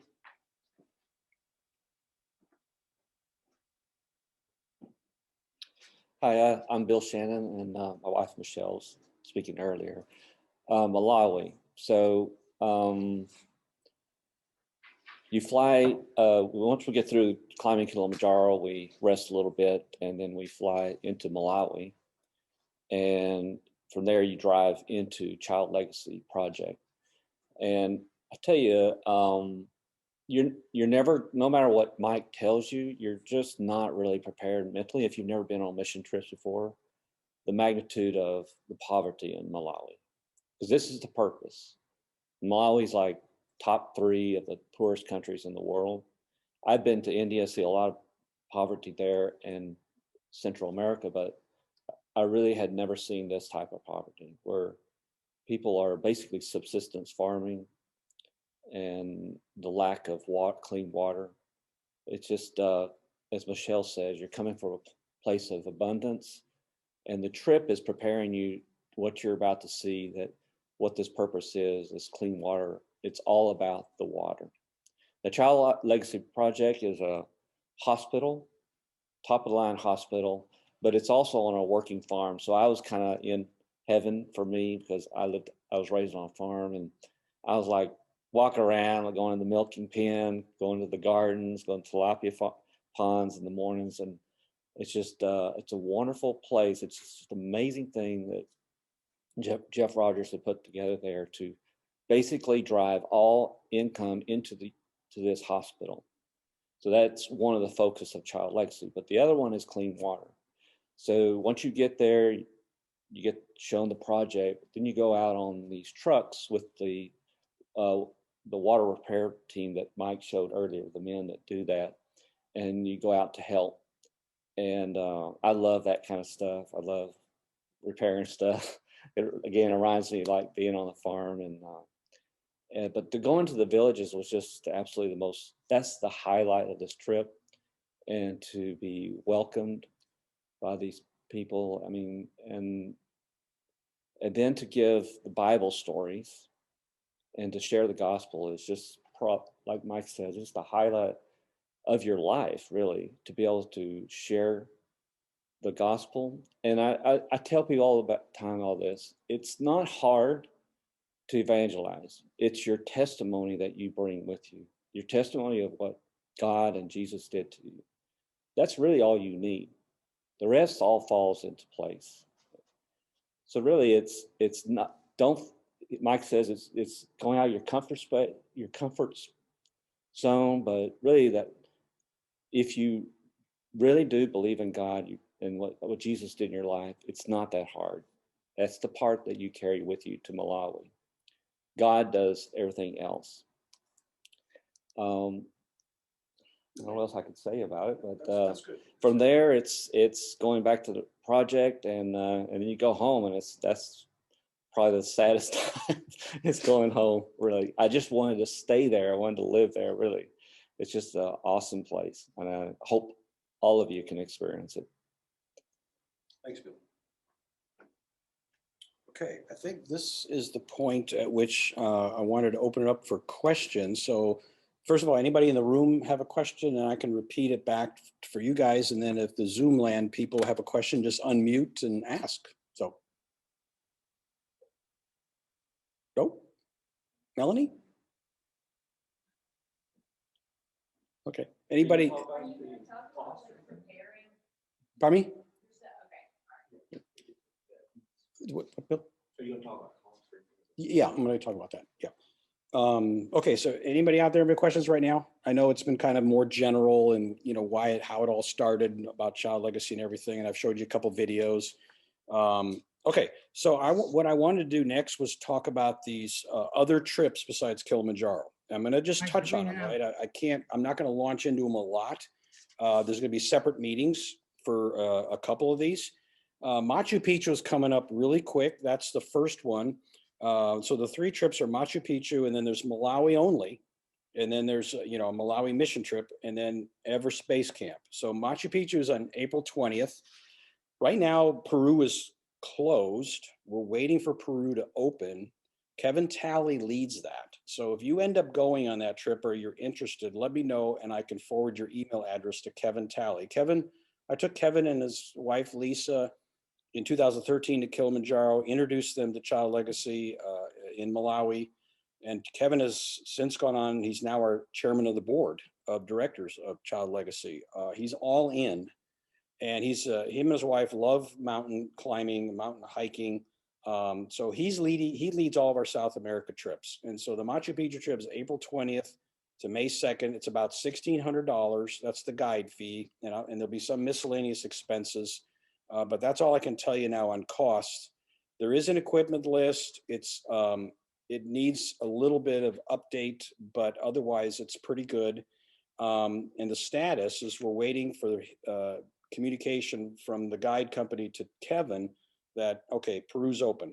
So it's supposed to be completely open by the middle of March, which then means by April 20th, we'll be able to go. Let me see if I have that document I can share with you on that. So let's see, am I sharing my screen right now? No. Okay, so now I'm going to share. Let's see, do I do it that way? I guess I could do it that way. Okay, so here's the Machu Picchu trip. You can see there's the famous picture of Machu Picchu. This is the itinerary. Like I said, about 1,600 people. Originally, they were thinking a minimum of 8 and a maximum of 16, but now we're thinking about breaking it up into 2 groups because part of the trip is to go see Rainbow Mountain, famous, very famous, colorful. It looks like a rainbow, the strata in the rock. There's some that just want to do Machu Picchu, and so we're thinking we can have 2 groups. One group just does Machu Picchu, which isn't very high; it's only like 6,000 feet, and the other group does Rainbow Mountain and then goes on to Machu Picchu. So we'd all fly down there together, but we'd split up, and so that would allow more people to go. So that's kind of the thinking right now. But so if you're at all interested in this, let me know and I can pass your information on to, I probably should have enlarged that. Sorry about that. Is it showing up? It says stop share. So am I sharing the right thing? Okay, all right, okay. Let me try sharing that again. Bill said he's not seeing it from his end. So let's see. Maybe I need to open up the, let me just open up these two documents and just have them already open. And then now go to share.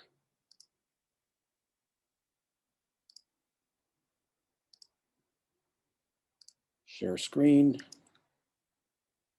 You have to have them up, huh?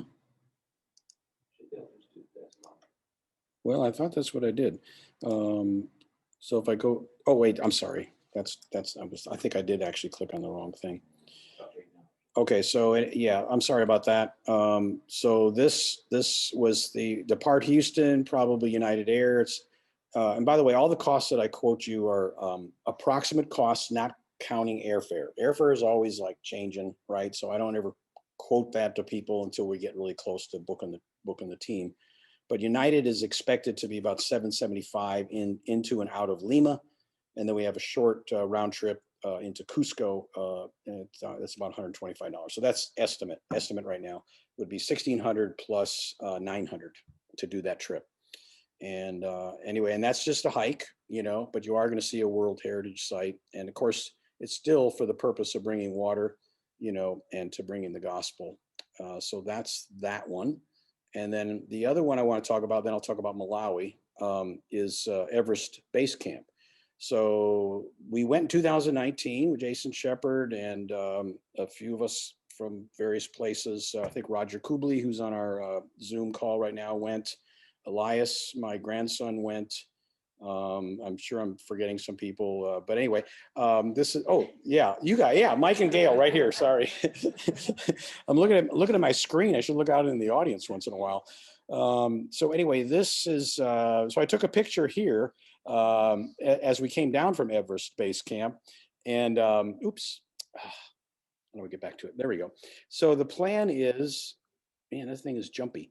Okay, the plan is to leave October 13th, return on the 29th. And we need increments of 10, 15, or 20 people to keep the prices that small, because a helicopter ride is involved coming out. So we took one in 2019. It was fantastic. And now we're going to actually, and it was for other reasons, but we're going to plan it into the trip and get a better view of Everest. So that trip is about $3,000 excluding airfare. We'll have a meeting. I'll make some announcements about that for anybody who's interested in Everest Base Camp. But you can see there's about 8 days of hiking. Actually, no, sorry, 9 days of hiking, and then you helicopter out to Lukla from Gorp Chep, which is the kind of the final point of the hike before you go to base camp itself. So I mean, I've got several people that are interested in that, and we'll just see as time comes, as we say. We'll have meetings focused just on that. So we'll have a focus meeting at Everest Base Camp. And then in 2 weeks, we're going to have a focus meeting on Malawi. So, and here's where I want to bring in this document. So Mike and Gail have to leave. And I gave you some paperwork. Yeah, so, and we'll be in communication. I'm still trying to talk Mike into going back to EBC. Well, you can. I'm dying to go. Yeah. And, let me, sorry, guys. That's okay. So this, thank you, Mike. Yeah, you're welcome. So this is not a photo that I took, but I bought it when I was in Nepal. And I don't know if people in Zoom land can see this very well or not, but basically you hike up a valley the whole way. So you're what? You're still sharing your screen. They can't see you. Yeah. So stop share. Yeah. Gotcha. Thank you. Okay, so here it is. This, I know you can't see it that well, but you're basically going up this valley with 25,000 foot mountains on either side of you. I mean, I've been to the Rockies, I've been to the Sierras, I've been to Appalachian Trail, I've been to Aconcagua in South America, Ecuador, Kilimanjaro. Nothing compares to the Himalayas. I'll just tell you right now, I was just blown away, by the Himalayas. So anyway, you can come up and look at that later, but I mean, you know, I would say, I don't think it's as hard as Kili. It might be. I mean, you stay in tea houses. It's not as intimate because when you're in a tea house, there's other groups. And so, you know, whereas on Kili, you're intense, but you have a dining room tent and it's just your team, right? So you'd be much more intimate. But I don't know. I think it's a little easier than Kili overall. I'll just say that. It's about the same length as far as the days of hiking. Anyway, you come take a look at that later if you're all interested. So now I want to get to this document right here. And let's see, go back to sharing screen. I'll get this down eventually. So that one, share, blow it up. Okay, so like I said, this is another tweak year. I didn't get to go to Malawi last year, and you know, it's the first time since 2009 I hadn't been to Malawi, and so it really was tough not going. I was gonna go, but the flights were crazy. Trying to get from Kilimanjaro Airport to Lilongwe Airport in Malawi, it was going to take like 6 flights or something bizarre, and these countries are right next to each other. I mean, you're going to have to go to Congo, and then you're going to go to Mozambique, and then you know, I mean, it was nuts, right? So I couldn't justify going to Malawi, but in light of the airlines, you know, less choices and COVID testing. So think about this. United States requires COVID negative tests to come back. Malawi requires a COVID negative test to go there. Tanzania doesn't. So the original Prairie Peak purpose would be, okay, we'll get our negative test in Houston or wherever you're coming from. We'll fly into Kilimanjaro. We'll do our acclimatization safari. We'll do our hike. But then we have to get a test to go on to Malawi. So I thought, that's kind of dicey. You know, what if we can't get it that easily? I've been talking to Zara. It sounds like we can get the test in the morning and by the afternoon we'll have it, but you just never know, right? That's what is said, but how is that really going to work out? So that was kind of at risk. And so I started thinking about it more and I thought, well, why don't we go to Malawi first? And so what I've got on the screen here, and for those of you in Zoom land and Facebook land can see, is I've got, it says at the top, you'll see, okay, Malawi mission, Kilimanjaro clean water climb, Malawi mission team only. I thought, well, why don't we do this? Why don't we combine the first part of the Kilimanjaro team with the Malawi mission team? So, you know, if we only have a handful of people for each trip, together we'll be a good group of 10 or 20 people. I don't know. So I propose, and so that way we all get our negative tests before we leave, right? And then once we're done with Malawi, you're either going home if you're not going on to Kilimanjaro, and you'll get your test right there at Child Legacy. I've already got the assurances from Jeff Rogers that either they'll have the test already being administered there, or he brings currently he brings a man in from the Lilongwe and administers the test, and we get turnaround in 5 to 6 hours. So getting the test in Malawi is going to be easy because you know I'm very trusting of that process. And then those that say, okay, well, we're going on to do the hike, and so there's no need for a test for those people, and they just go on and fly to Kilimanjaro, and then in Tanzania they'll need a test to get home, right? And so if that turns out to be a little bit of a struggle, I'm not that concerned about it, right? I mean, unless you absolutely have to be back by a certain day. If you don't, then we've already done the whole trip, right? We've done the prairie part, we've done the peak, and we've already done the purpose, but at the beginning of the trip. So it has less risk for doing that test at the end, coming back after you've done everything, than it would be if you did it this way and you go, oh, and then you have a problem getting to, you know, a 2 or 3 day delay, which wouldn't be good getting to Malawi. I'd rather have a 2 or 3 day delay coming back at the end of the whole trip. So, you know, we live in different times, and but just looking at the schedule, we would fly from Houston to Chicago, and this is a little dicey for me. It's a 104-minute overlay. Layover. Sorry, I should say layover, not overlay. And then we fly to Addis Ababa, Ethiopia overnight. And so this is for both teams. right? And then we, so overnight, and then there's a 3-hour layover in Addis and then on to Lilongwe. So we'll leave on the 12th of July, we'll get in on the 13th. We have a rest day, project tour, and then we have 3 full days of opportunity to go out to water well repairs and share the gospel. And then we'll have another rest day at the end and go to the church service, pack for departure either to safari. So we can do a safari and I wouldn't be going on that safari because I'd be going on with the Kili team to Lilongwe, but you would go with Child Legacy to Lawande National Park. It is open, and spend a couple days there and then return to Child Legacy, do your final packing, get your COVID test and results, and the next day return to the United States or depart from the United States. So it's a total of 12 days, and it starts on July 12th to the 23rd. So when you guys that are going on to just to do Malawi trip and going on to do that safari before you return home, the rest of us who are going on to Kili would fly on to Addis Ababa, just like coming from there, but we have to overnight in Addis. So, get your melatonin and sleeping pills and find a comfortable spot in the airport. I wouldn't recommend going out of it. I've never gone out of the airport of Addis, so you have to figure out a way to sleep or just at least get some rest in the airport. And then we fly on to Kilimanjaro the next morning and drive to something called Highview Hotel. Again, because of restricted flights, and Ethiopian is one of the few things that we can use, airlines we can use. We're not going to get into Kilimanjaro Airport early enough to make it all the way to Gorogoro Crater. So we'll go 2/3 of the way, let's say half to 2/3 of the way, called Highview Hotel. That's also owned by Zara. I visited it on my 2020 trip. I just wanted to check it out. It's very nice.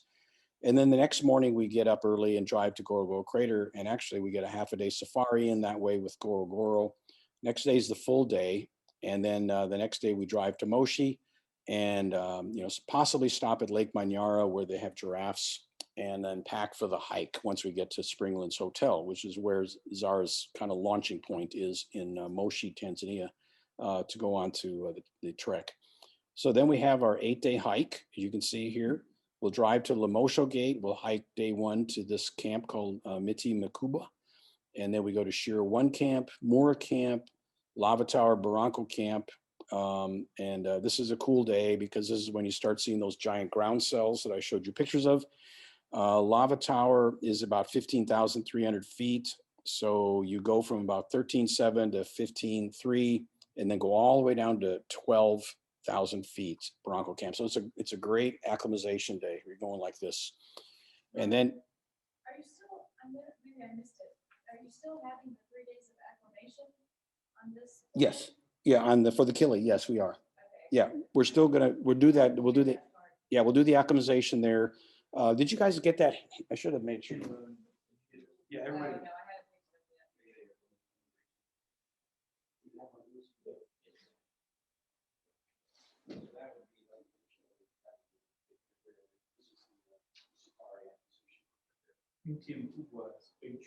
Big tree. Yeah, tree. Yeah, that's right. So Jason's, spent those 4 years in Tanzania. I got to be careful what I say, how I pronounce words. Okay. Yeah. So sorry. So days 10, 11, and 12 are the acclimatization, and then we go on and do the hike.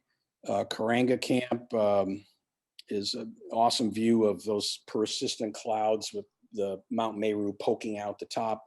Then we go on to Kosovo Camp, and instead of getting up at 11 o'clock at night and and it's freezing out at that time of the night, and you're bundling up. And that was another thing I noticed about sleeping at Kosovo and getting up in the morning and taking off. It was so much warmer that way. It was so much warmer. I didn't need my heavy coat. I didn't need my mittens. I mean, I didn't need my tri-climate jacket. So there could be some savings in equipment by doing it this way. And then you get to see everything as you're going up to the summit. And it was spectacular. And then we'll go to the summit in the morning and then go down into the crater to Crater Camp, have some lunch, and some rest, and then we'll walk over to the ash pit that you saw pictures of earlier, and then walk over to Furtwängler Glacier and walk up on the back of it and get some pictures of that. And then this could be a long day. It's going to be a long day, but I believe we can get all the way out in one day. So when I did it, so the next morning, I slept overnight at the crater camp at 18,800 feet. The next morning, got up and then you go back up to Stella Point, right, at the crater rim. And then I went all the way down to Mweka camp, and I was there by 1 o'clock.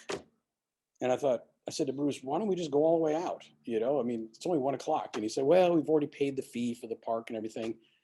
I think we can go all the way to Mweka Gate. However, we got 2 rest days built into this thing partly because of COVID test, and also partly because, well, what if we can't make it all the way out to Mweka Gate? We've got an extra day that we can then do the last part to get to Mweka Gate. So anyway, then I've got those 2 rest days in there. One is potentially back up to take 9 days total for the hike instead of 8. Also gives us time to get our COVID tests and our COVID test results, and then we can get on our planes and go back to the United States. And we go Kilimanjaro to Addis to Chicago O'Hare. That's an overnight flight. You do stop in Dublin on the way, but you don't get off the plane. That's a refueling stop. And then, and that's all is overnight. And then you end up, the last flight is from Chicago to Houston. Okay, now if anybody just doesn't have 24 days, right? It's a long trip. It's much longer than normal, but I don't know when we're going to get back to normal. We don't have to worry about COVID testing and all that. So normally this would be like a 21-day trip, and at the most. Sometimes we've actually done it in 20 days. Part of it is we don't get into Kilimanjaro early enough to make it all the way to Ngorongoro, so that costs us another day. And as I put in the day for the COVID test, and we do have 1 extra day in Malawi. So that part made me just a little nervous, and I've been talking to the travel agent about that, going from Houston to Chicago and only having that 104-minute layover. That makes me a little nervous. But so if something happened and we didn't make that connection, we'd probably stay in Chicago overnight, and it means 1 less day in Malawi. But we just need to pray that doesn't happen. Now, for those that just want to go to Kilimanjaro, the key thing for you is you need to arrive at Kilimanjaro Airport, no later than, like, say 1 o'clock, I think is the time, 1 o'clock on Tuesday, July 20th. Okay, so you need to rendezvous with us. Now, if you are going there, you might have different options, like on Qatar, since you're not going to Malawi. There's other options if you're just going to Tanzania. So if you get there, you may have to come in the day before. And then Zara picks you up at the airport. They take you to the hotel, and then they come and pick us up with you, and we head over to Ngorongoro Crater, right? So I'm guessing as to when you would leave. I'm thinking you would leave on July 18th, but the key thing is you want to arrive on July 20th. So all of you out there that are thinking about the Kilimanjaro trip but don't have the time to do 24 days, but you have time to do 18 days, then this is your itinerary on the far right here. I call it Kilimanjaro team only, okay? I mean, I don't recommend it only because you're missing out on, probably one of the most important things about the whole trip is going out to the villages. But that doesn't mean you can't go again another year and do a short trip, right? Or you may decide, you do the short trip this year and then you do Kili next year. And that way you've already had that experience. Okay, so how are we doing on time? 4:40. Okay, so that's kind of what the Malawi only trip looks like, the Kilimanjaro only trip looks like, and then the full shebang in the middle there. Okay, so I probably should point out that the estimated costs, I'm working on those. I think Malawi mission only is going to, it says 1,700. I think it might be a little bit more than that. Figure 2,000 to be safe, including, that's all your miscellaneous expenses and everything. Does not include airfare. I have a quote from the travel agent right now of $2,280. If you're doing the Kili trip with all the, the guided hike up the mountain as well as the safari, it says to be determined, but it's going to be about 5,000. And then the airfare estimate right now, economy is 2630. And I don't know about just a round trip like on Qatar into Kilimanjaro and back. I don't have, I figure if anybody comes to me and says they want to do that trip, I know the Clearmans want to do that. Mike and Gail, who had to leave early for the Super Bowl party with their friends and family, they can't do the full 24 days. He has a new job, and he is a personal trainer, actually. And there's going to be a lot of people out at his gym, and he has to take over.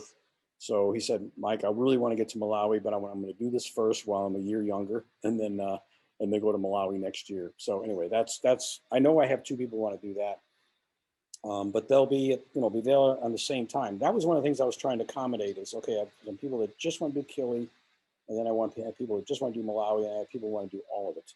So how do we make that work? And so this ended up being the best schedule that you're looking at right there to make that work. And you can see the kind of color coding is, yellows are rest days, greens are flights, kind of orangey are safaris, grays are hikes, right? So, and blues are water. All right.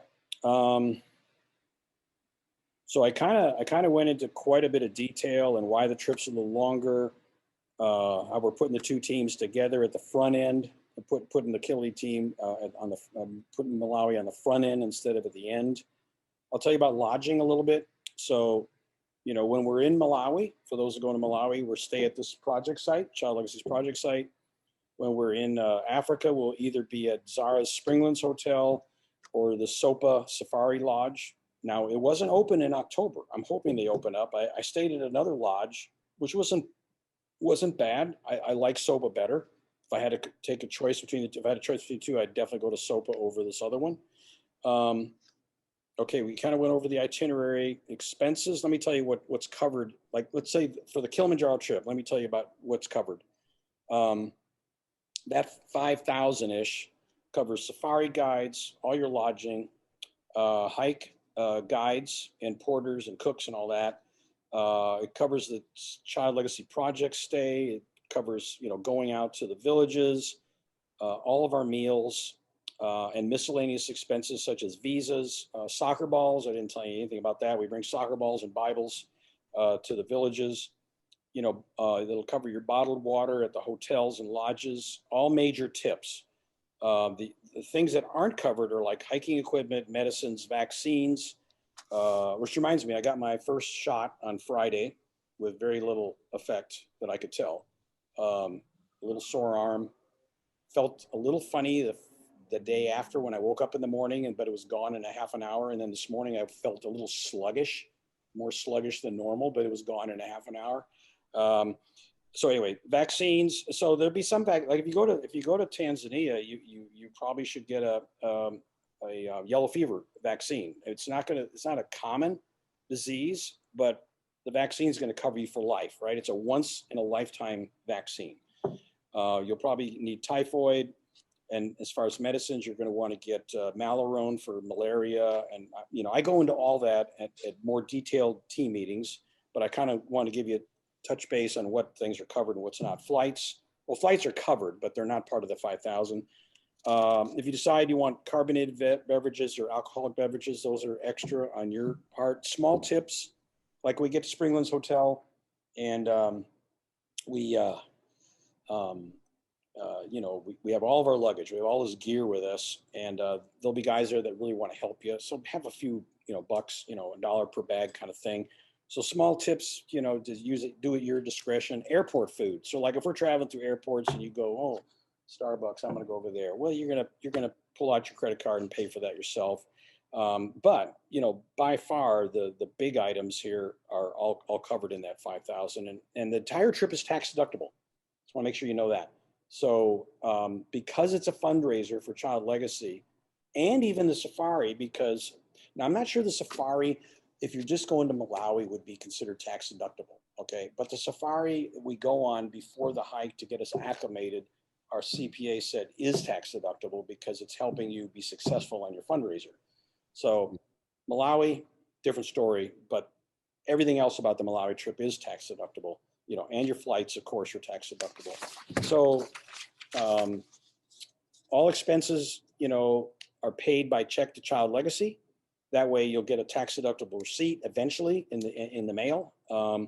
And the airfare, we usually pay by credit card through my travel agent.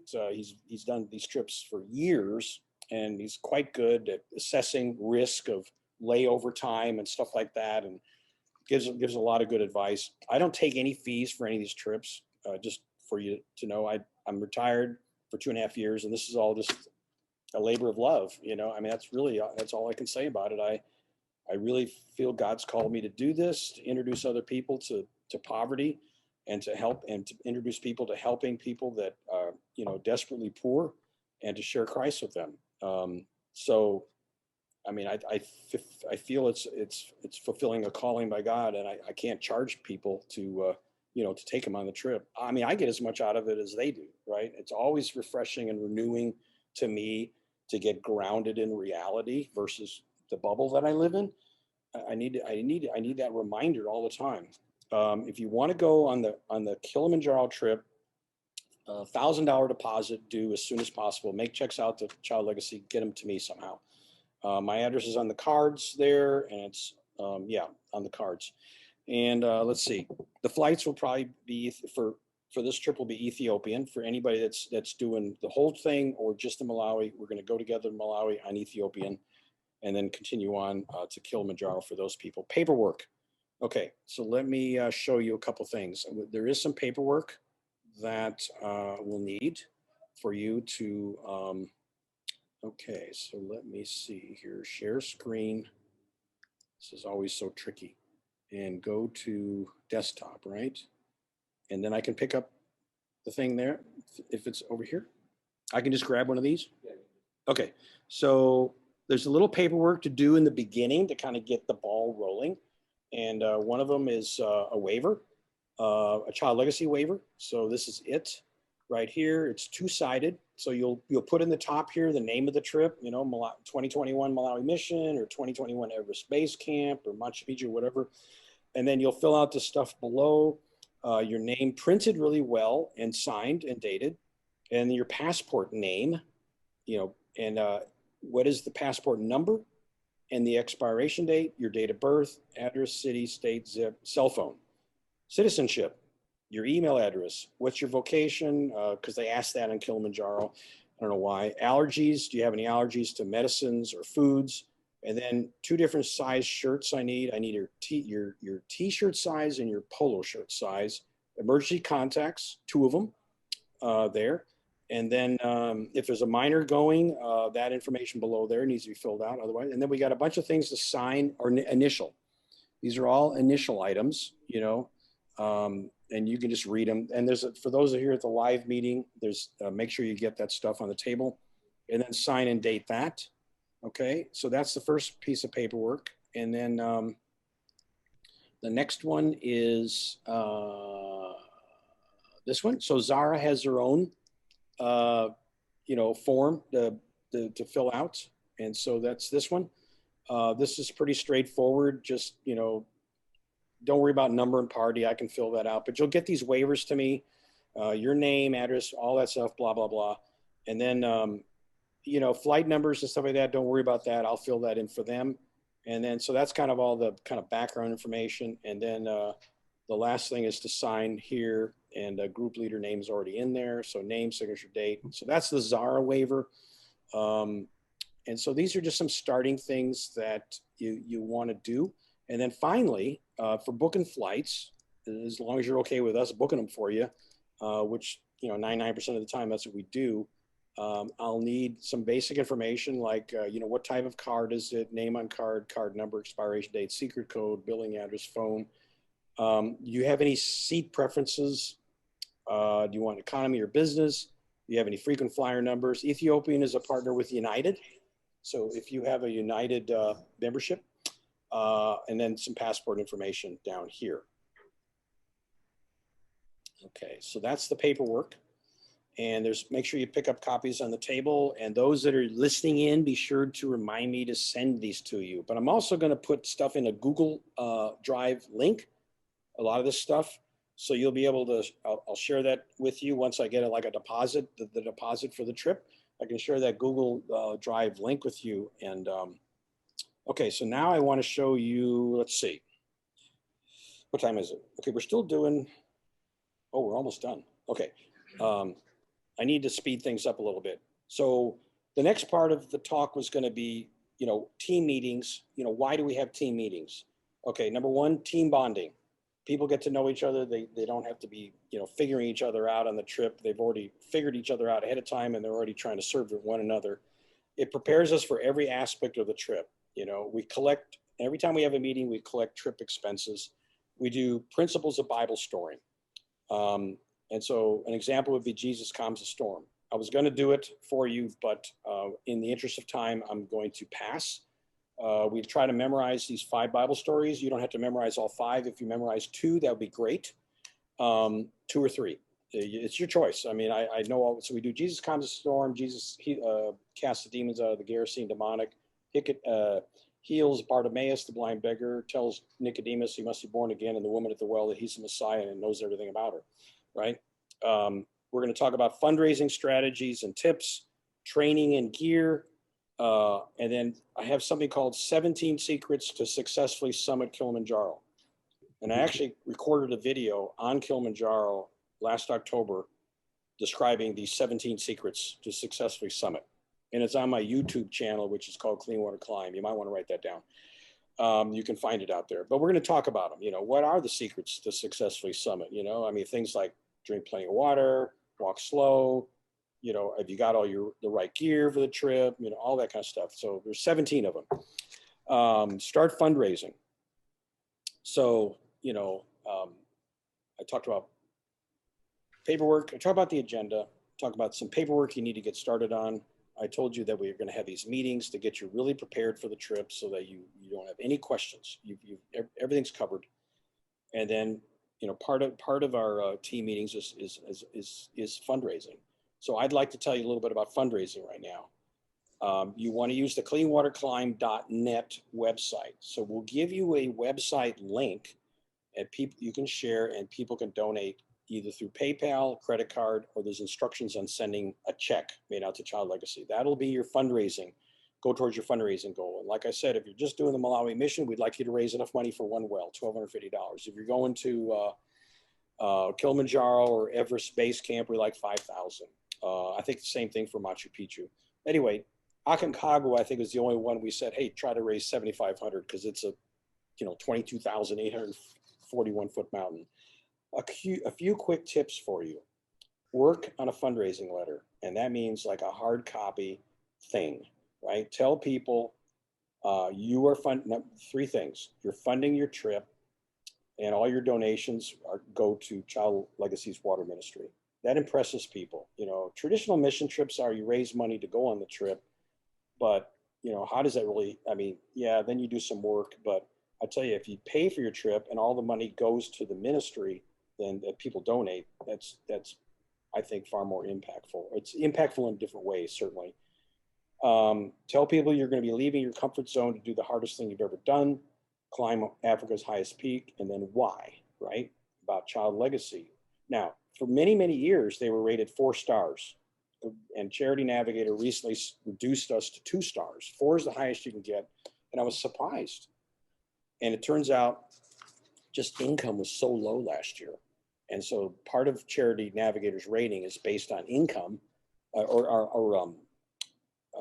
transparency. So how well are the funds being used and transparency? Well, we didn't have enough money to have our books audited. So they knocked us down 2 points. Hopefully that'll come back this year, back up to 4 stars. But they've had a long history of being highly rated by Charity Navigator. Okay, tell them about Child Legacy having repaired 4,600 wells, benefiting over 9 million people since 2008. Give them your link. So your link will be cleanwaterclimb.net/Melanie or Javier, whatever, right? And then you'll prepare a page, you'll prepare a bio and give us 2 photos, and we'll give you your web page, and then you'll have your link. 2 things that can be really beneficial in your fundraising package. give them a copy of a well report, and give them the map. Right? So that's the map, and I should pull that up for the people online. Give me a second here. So I've got the map. Where's my map? Should be in here. Hold on one second. Well, I know another place where it is. Huh. Oh, here it is. It's at the bottom. Okay, so here's that map of Malawi. I think I showed it to you as part of another document earlier.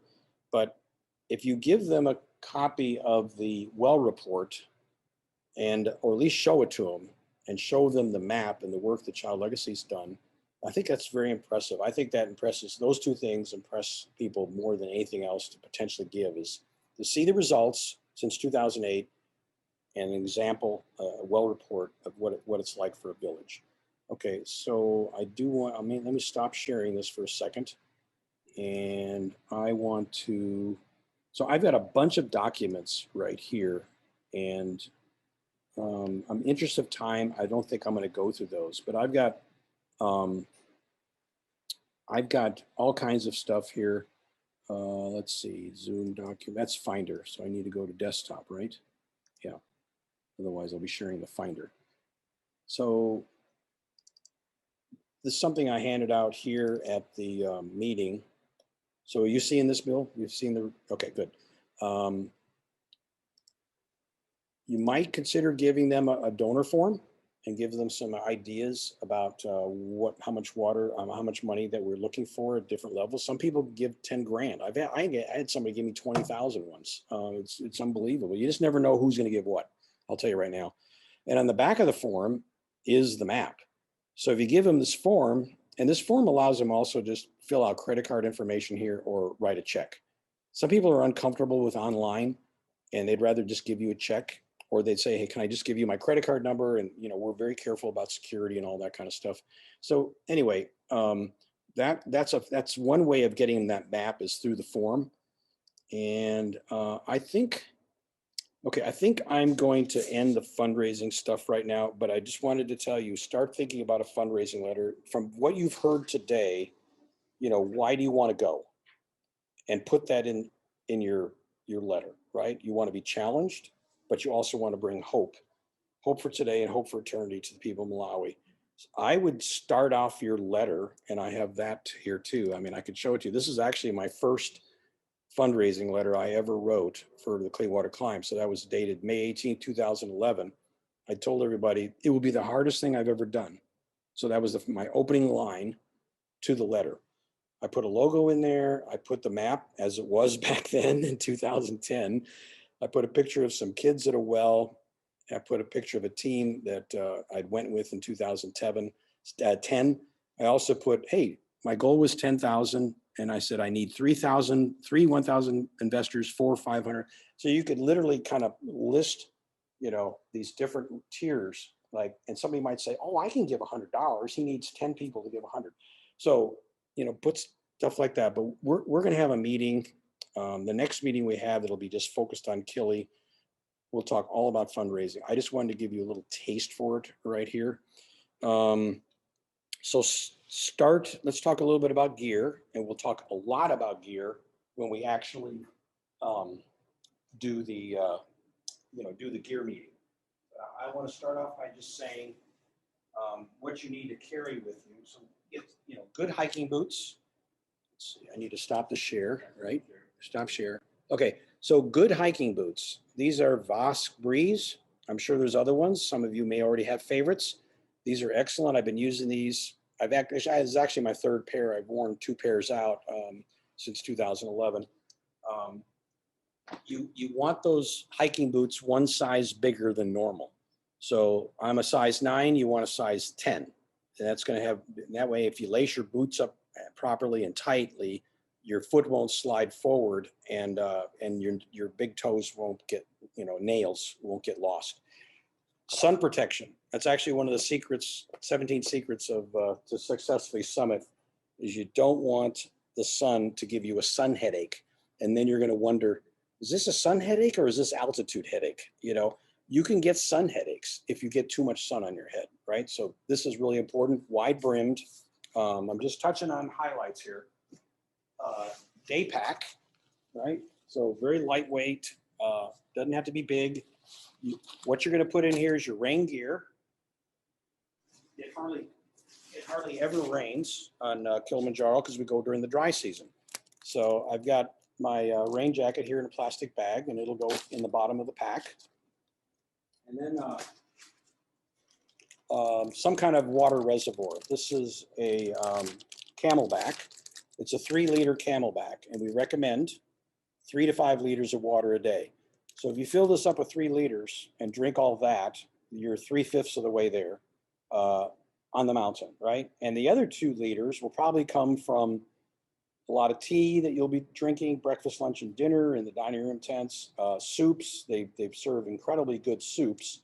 And so, you know, by the time the day's over, you've drunk 3 liters of this, and you've probably drunk close to 2 liters of liquids like tea, maybe some coffee, some juice, and of course, the soups. And then, so that's pretty much what you need for the day, not counting your clothes, of course, and the layers. And you'll be layering up depending on how high we are up on the mountain. And again, we'll talk in detail. And I have, let me, okay, so this is a sleeping bag, 0 degree. You want a 0 degree sleeping bag for Kili, okay? This is a Marmot. You can rent them from Zara if you don't want to invest in a, you know, $200 sleeping bag. That's all I'm going to say about equipment for inside the sleeping at night. But I do want to share one document with you. So let me go back to share screen, desktop, share, and equipment list. So I have an entire equipment list here that I've developed over the last 11 years. And it's a little hard to see, I know, but I have 3 sections: need to have on the front page, which clothing, equipment, other. And then I have nice to have, and then I have consider to have. And so we go through all of this stuff at one meeting, okay? So don't worry about any of this stuff right now. I just wanted to give you a taste of what you carry. You don't carry much. You carry a day pack, you know, you have your clothes, you got a hat, you got 3 liters of water, and a rain gear. So at most you're carrying 10 to 12 pounds. You're hardly carrying anything, okay? Now, if you want to put a bunch of camera gear in there, that's of course your choice. And I always punish myself with that. Okay, stop share. I think, let's talk about a little bit about training. So 5 hours of cardio a week for 3 months before the hike. If you can do that, you will be fine. You will make it. And if you're not doing any cardio, then you need to start thinking about ramping up gradually. So this would be a good month to do 2 hours of cardio a week. And then next month, 3. And then the next month, 4. And then the final 3 months before the hike, do 5 hours of cardio a week. And then maybe the last 10 days, back off a little bit. Diet, you know, if you want to lose weight, you can try a keto diet. But the key thing is lots of walking and staying within some kind of calorie limit. So let's talk about joining the Kilimanjaro trip, right? Because that was the main focus of this meeting, though I wanted to tell you all about child legacy and the Clean Water Climb history. And I wanted to touch on those other trips. So pray about it. And then once, you know, God has prompted your heart to commit and you decide to commit to reserve a spot, I want you to do 3 things. Okay, thanks for coming. Did you get all those handouts? Okay, thanks, Melanie. Provide a check for $1,000 made out to Child Legacy. Now, some of you have already paid that because you were going to go last year. So I'm not talking to you. I'm only talking to new people. Send to me at 10 Morning Arbor Place, the Woodlands. Go to Clean Water, Texas, 77381. Those of you that in Zoom land, just contact me and I can give you that information. Go to the cleanwaterclimb.net page and go to 2021 climbers. And there's a bunch of teams listed there. Not all those are going to happen. And look at some of their bios. Get an idea of what they've written. And then send me your bio and 2 photos, maybe a close-up headshot, and then one on a hiking trip, a mission trip, or a family photo. and then email me your waivers and that credit card information, or send it by mail if you feel more comfortable with that, so that we can book your flights as well as start getting you going. Let's see, always print legibly. That's a tough thing sometimes. Okay, resources. I already mentioned cleanwaterclimb.net. Let's see. If I pull up Safari, Bill, I can go there, right? And share it? Okay. So let me find Clean Water Climb Ministry. Okay.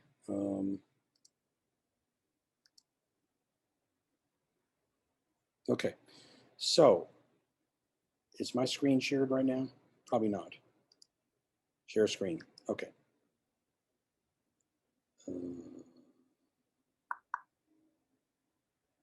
Safari. Oh, there we go. Okay. Share. Okay. So if you could look at the top here, why climb? You might want to just, browse this. Why climb? The prairie, the peak, the purpose. 2021 climbers. That's where I was telling you, you could go to one of the teams and you could see what Anna has written. Okay, so Anna was someone that was going to go, and so was Paul and Meredith. They were going to go last year, and then of course we had to cancel the July trip. But if you go to her page, it'll tell you her story. Her stories here and some pictures, right? So now the other thing you could do is you could see a little bit about the trip overview, though this is out of date because I just recently decided to combine Malawi with Kilimanjaro. So, but the Everest Base Camp and the Machu Picchu haven't changed. Okay, so those two are accurate if you're interested in them. Those are flyers for those two trips, and then we'll update the Kilimanjaro, Malawi, and get that out there as well. So past climbs, partners, blog. Okay, backpack. If you go to backpack, there's a ton of stuff. Here's the waivers.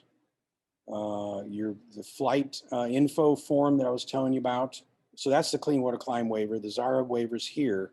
So you can get all this stuff off the website. What are the key goals of the Clean Water Climb? That would be good for you to read. I didn't get a chance to talk to you about that. Africa preparation, so preparing to go to Africa, vaccinations, prescriptions. You want to go to your doctor, okay? At the end of the day, you go to your doctor and tell them where you're going and when, and they'll advise you. But I can give you a pretty good idea what you need, having been there so many times now. Kilimanjaro preparation. So this is all about cardio. There's the equipment list I just showed you.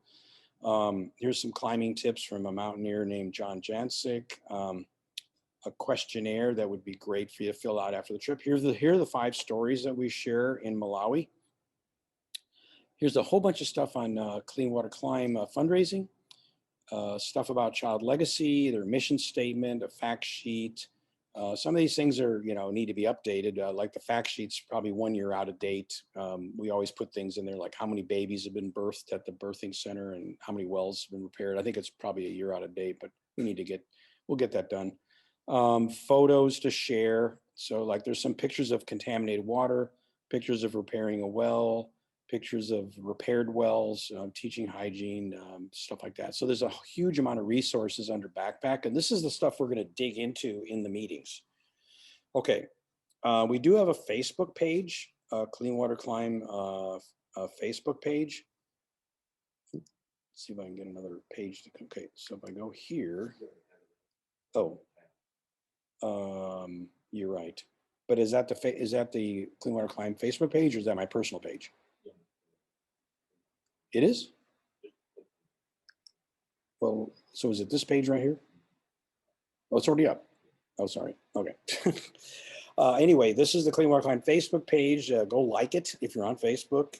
Spread the word. Then I have a YouTube channel that Bill's been helping me out a lot with. Turns out I had a lot of videos out there, but I really didn't have much organized about them. And so if you want to go there, you can watch my video of 17 Secrets to Successfully Summit. You can also watch each day of my solo trip I took in October, because you can see exactly what the trip's like. Let's see, I need to move this out of the way. There we go. Okay, so YouTube, and then we're just about done. So channel. Okay, so this is my channel, and it'll immediately launch into that video that I showed you earlier.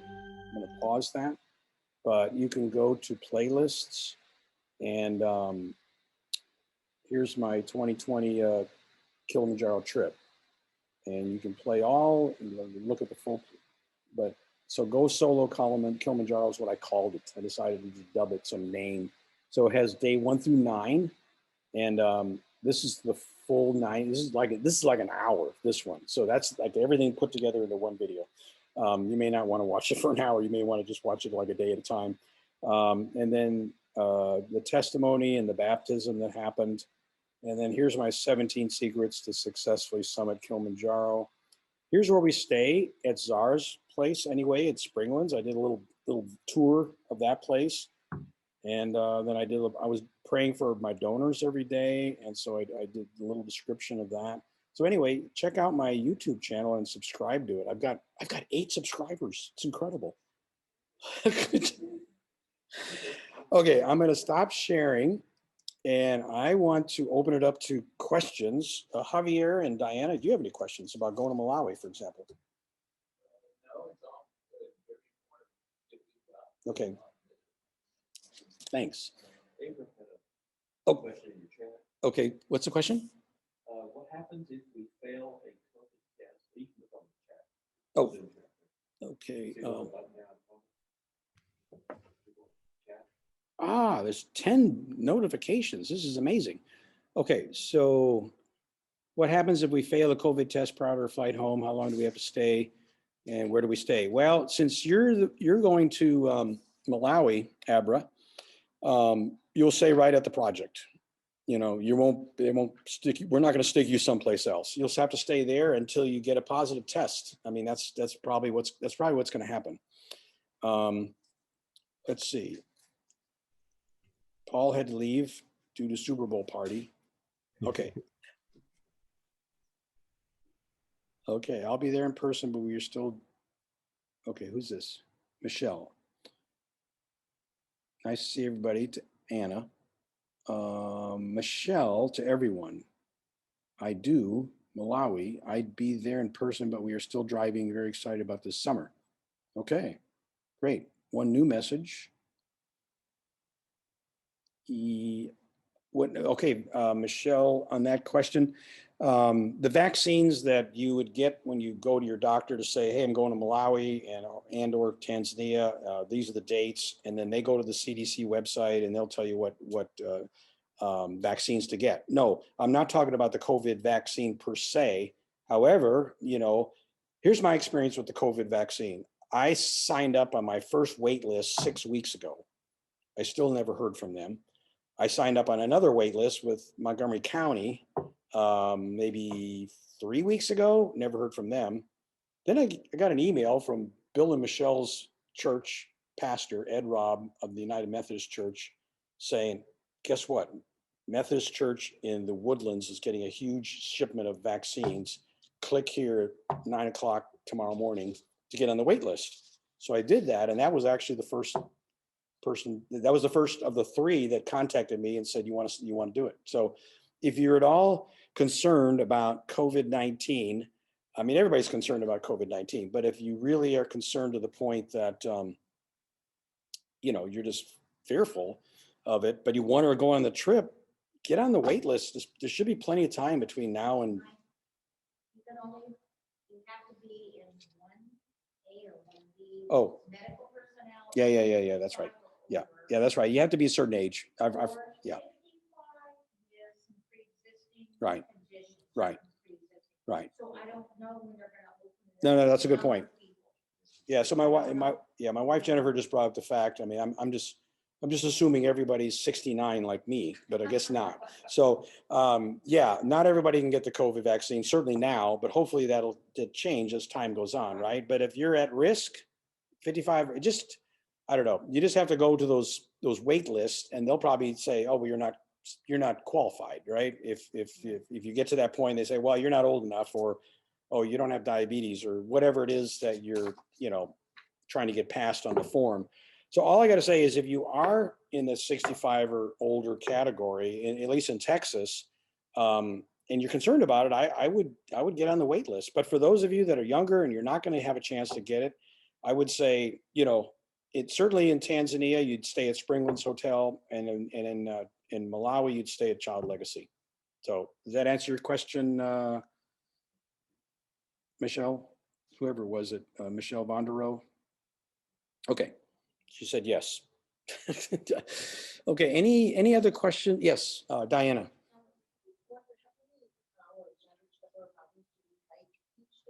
That's a really good question. It does vary, but on like the first day we'll do 4 hours. The second day might be 7. Second day is a pretty long day, and and you're thinking, oh my gosh, I can't do this. How am I going to get? You're at 12,000 feet, and you're at 9,000 feet, and you're sweating, and you're struggling, and you're saying, how am I going to get to 19,000 feet? And that's another 17 secret to successfully summit. It's going to the verse in the Bible where Jesus says, don't worry about tomorrow. Today has enough trouble of its own. So I learned that principle a few years ago, and I added it to the list. And I tell people that are, starting to have those kind of concerns. Actually, I just tell everybody before the trip, just worry about getting to camp that day. Just focus on getting to that next day's camp, right? And in 2017, we had someone that, it was 17. Every time she was like the last one to get to camp. And by the way, there's always a guide with you. Nobody gets left behind, right? You may be 2 hours behind the team, but there's going to be a guide with you. She comes strolling into camp, and she goes, day 3, check, just like that. So, day 2 is maybe 7 hours. And then I'd say day 3 is maybe 4 or 5. So, on average, I would say 5 to 6 hours. Now, summit day will be more like 7. That's going to be maybe even 8. That'll be the longest day. It'll be maybe 7 hours to the top, and then you fiddle around, take lots of pictures and videos, and then you work your way down into the crater, and maybe you spend another hour hiking down into the crater, have some lunch, rest, and then you're going to walk over to the ash pit if you want, right? That's optional. You don't have to. I highly recommend it because it's so unique. And the same thing with the glacier. So that was a pretty exhausting day, I thought. But I just pushed myself because I wanted to see those things, those extra things in the crater. Good question. Do we have any questions out there in, yes, there's COVID-19 tests available in Tanzania after the summit. I see you're watching the baby. Zara says we can get the COVID test in Moshi. And if we get the test like in the morning, she said, the owner of the Zara guide company said we'd have the test results in the afternoon. Now, if we ended up getting it in the middle of the day, we probably have to wait till the next day to get the results. But yes, we can get tested in Moshi. I mean, Tanzania is doing everything they can to bring tourists back. And this has to be part of the toolbox, right, to get people to come back.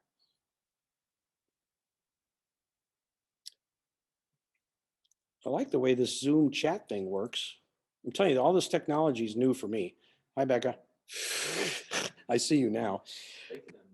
Yeah, that was being a little louder now, but okay. Also, so I think you answered that question about like what happens if we test positive, and then so we'd stay in Tanzania if we summited, right? Yeah. Malawi if you're there. Yeah. And then how long is it? 2 weeks or? That's a really good question. I don't know what the length of time is right now. I think you would probably want to get tested again within a couple of days, because maybe you've already had it for 8 days and you didn't know it. Like I had it in July, I was asymptomatic. If I hadn't gone and tested because I was exposed to my daughter, I would have never known I even had it. Right. So I would say you just have to stay there, and with so Rebecca's kids, my grandkids are planning on coming. And so and anybody that gets a positive test, I'm staying with them. I'm not leaving. Okay. That's what I'm going to ask. If my kids. Yeah. No, I will stay there. In fact, I love staying there actually. So I mean, when I went this year, when I went the last night I was in Tanzania, and the following morning at breakfast, I was the only person at the 150 room hotel. besides the cook and the waitress and the owner.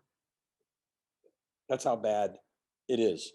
So I mean, there's so many reasons to bring people on this trip. One, obviously raise money for clean water and bring the gospel to the villages. Two, it's also helping sustain my friends in Tanzania, the guide companies, and all those guides and porters and cooks, they get a job. I realized that on this trip that I just went on, that gosh, we're not only bringing sustainability to Malawi, we're bringing sustainability to Tanzania. Every time I bring another person on a trip, that's a little more income for another person, So, that's another way to look at it. But no, I will stay there. Now, if somebody gets COVID in Malawi, I have to go with the Tanzania team, but you're going to be totally safe. I mean, let me show the online people what the project site looks like. I don't think I did that. I don't think I did that. Let's see where I got to find it now. Share. Okay, share screen. Desktop. Share. Okay, so now paperwork, child leg. Oh, here we go. So I've got, actually, let me do it this way. Let me do it. I got a few different views of it from different years and stuff like that. So this one's got labels on it, as you can see. But so let's say you get a positive test. So we'll stay in the guest houses here. This was taken in 2017. You can see the tilapia ponds. I really didn't talk about this that much. I'm sorry. I just kind of got distracted. This is another big tilapia pond. That one's done. There's some staff houses. Here's staff house 4, 3, 2, 1. So we have doctors and nurses that actually live here on the campus.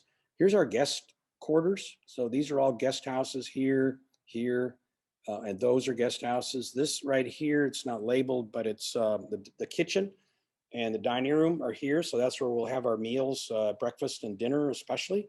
Here's a water well. These are solar panels, and these are solar panels down here in the lower right corner. The church is out here, way kind of near the top of the picture. And here's our operating theater. So that's where surgeries are done. This is a innovation and education training center, general ward, maternity ward, labor and delivery ward. Here's an outpatient clinic. This was the first building that they were building in 2009. So when I went there in 2009, none of this was there except the frame of this building I'm putting the cursor on. So it's an outpatient clinic. We also have some eye care. A guy comes from the United States called Sponsel. He does cataract surgeries and all that kind of stuff. We have a mother's waiting shelter here. And since this picture was taken, there's another mother's shelter over here. This wasn't big enough. So the mothers would come pregnant, right? They don't want to show up on the day they're due, right? So they come a few days before so they can be here and safe and before their baby's delivered. Here's a picture from 2019, which might be, no, that one's 2017 on the wall here. So you can see the big tilapia pond is filled up now. This is a little bit further view. You can see there's a village out here in the distance. One thing you'll notice, not very many trees, right? Well, we have a lot of trees on the campus because we've been planting a lot, but if you look in the far distance, you don't see a lot of trees except right there. And then you see some right there. Okay, and I wondered about that when I first went to Malawi, and they said these are cemeteries. So the people are so desperate that they have to cut trees down to make firewood, right? And I know you can't see that in Zoom land. I'll take it off share in a minute. But for those of you here, this is what they call stick man, and you also see guys carrying charcoal. And so this is a little wood carving I picked up in Malawi. But the country's been decimated. Over here, so I can show them later. The country's been, wiped out with trees, and so they're literally riding their bicycles to Mozambique now to cut trees down and for firewood. So one of the things we're doing, which is not in this picture, we've planted 20,000 bamboo plants, and the bamboo, I think they're going to be out here somewhere in this. So this was 2019. Okay, here's another view, and I don't know the date on this one, but the bamboo, trying to get oriented in this picture. I think the bamboo's out here. You can kind of see rows of something. So that we've planted a ton of bamboo.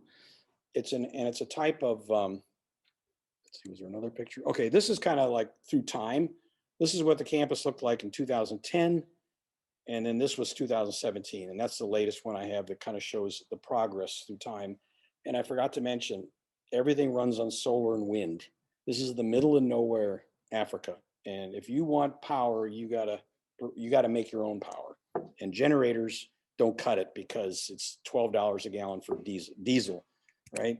Okay, so that's what that looked like. Let me stop the share. So this is a carving of a guy on a bicycle. We call them stick men, and they also have guys like this that do. This is sticks, and charcoal is the other one, the other commodity. And they'll go long distances to get this stuff, and that's how they cook their food, and that's how they boil their water. The contaminated water is by firewood or charcoal, and most of the trees have been cut down. So we're trying to do something about that, and by planting these bamboo trees, and then we want to introduce the bamboo trees to the villages, give them like maybe 10 plants, and they're a special hybrid from Indonesia, and they get 1.5 feet around like this, and you can cut them down. They get this big in 4 years. You can use them for covering roofs on houses. You can use them for making charcoal, and you can use them for making furniture. And so, and you cut them down, and they sprout new shoots. So it's a really cool tissue culture from Indonesia that we've got a hold of, and we've planted, like I said, 20,000 plants. So anyway, was there any more questions? The audience or online? Unmute if you have one so I can hear you.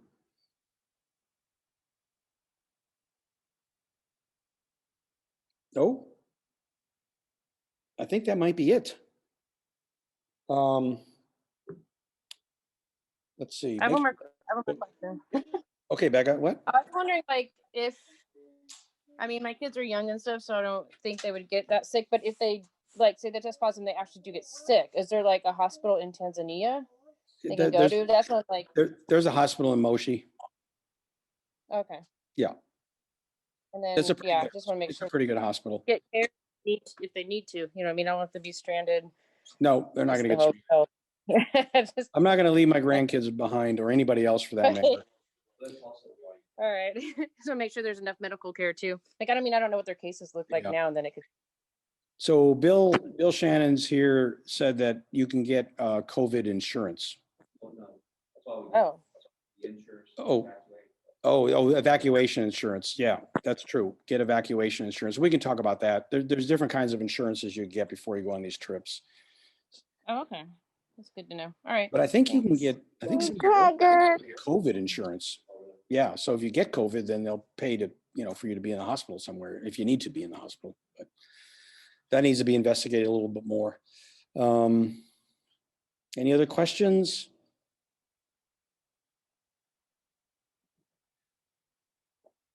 Okay, I think I'll close this in prayer. Okay. Heavenly Father, we just thank you so much for this beautiful day we have here in Houston anyway. And Father, thank you for the opportunity to share about the work that you're doing in Malawi through Child Legacy, and that we can be a small part of that. Father, I pray for everyone that's considering going, and that you would quicken their hearts for participating in this and helping fund some more water well repairs in 2021. And just give them clarity of thinking, and know that they're doing your work, and help them stretch their comfort zone and grow their faith, and just help them make the right decision for this year anyway. In Jesus' name I pray, amen. Okay. All of you that, I showed you the backpack page where a lot of these documents are, and I didn't show you all the documents, of course, but I will be announcing meetings. Oh, there was one thing I wanted to show you for the Kilimanjaro people. So hold on one second. Let me share one more thing.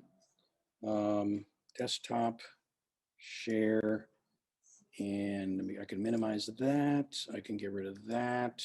I wanted to show you the meeting schedule for Kili. Okay, so somewhere here, I have that. Well, I've got a lot of documents. Okay, let me start closing things. That's probably the easiest way to do this. Not that one. Oh, here he is. Okay, so I want to share this last document. So again, this is for the Kilimanjaro trips. This is the meeting we just had now. You know, I talked a lot about, you know, child legacy and the clean water climb. Obviously, I touched on fundraising, training, and hiking equipment. The next meeting will be Saturday, March 6th. I'll probably make that a little longer meeting because I really want to dig deeply into fundraising, deeply into the equipment that you're going to need to start gathering. And then Africa, preparing for Africa, which is getting into some of the, you know, go into your doctor and what medicines they're probably going to recommend you bring and what shots they're going to recommend you have, stuff like that. Oops. And then there'll be two more meetings. So this, I don't know if this is on the website or not, but I will make sure we get it loaded under Backpack in the next few days. I can also email this. So just let me know if you, I don't want to email to everybody that, you know, doesn't want all this stuff in their email inbox, but if you're definitely interested in the future meetings, and then I'll try to use MailChimp or some other means to get the word out about the next meeting. Now, I also said that we're going to have a meeting in, let me stop sharing.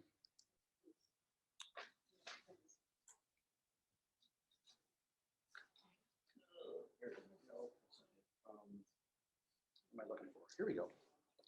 So I've also got meetings planned for the other trips. So if any of you are still listening that interested in the other trips, Malawi mission only is going to be in 3 weeks from today here at Church Project, 4 to 6 p.m. I'll send out a message on that. And then I mentioned the second Kili team will be on Saturday the 6th, I believe. And then Malawi Mission Team 2 meeting will be on the 11th of April. Kili Team number 3 on the 10th of April. And then I head off to Machu Picchu, assuming Peru opens. And then Everest Base Camp, that first meeting will be the 8th of May. And then I'll have one more Kili team meeting the next weekend, and then a Malawi mission on the 23rd. That'll be the final one for that as well. So, bye. Thanks for coming.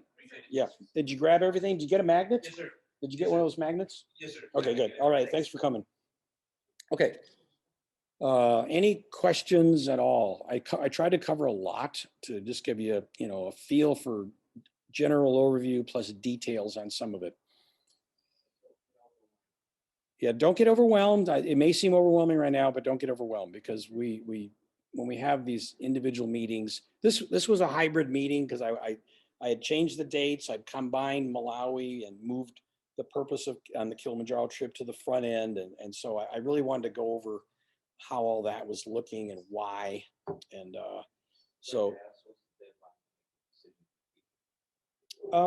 okay, deadline for Kili. How about a month from now? Now, if you make a payment on a trip, especially the Kilimanjaro trip, and something happens and you can't go, Zara is really good about holding those funds to the next year or get a refund. Now, to get a refund, we will probably do it through the credit card because that's how we pay them. There might be a small, bank fee that you're going to lose if you need the money back right away. And we've had some people that need the money back right away, and then we've had others that just wait a year and then they go the next year. So like that happened in 2020, the Donnellys and Anna Briones, they've paid for most of their trip already, and their money is just being held by Zara. So if you make a payment and you think, well, you're going to feel maybe a little bit pressured, but you decide to go ahead and do it, and then something changes and you want it back, or you want to say, well, I can't go this year. Well, we'll talk about either postponing or getting 95, 96% of it back. That's a good question.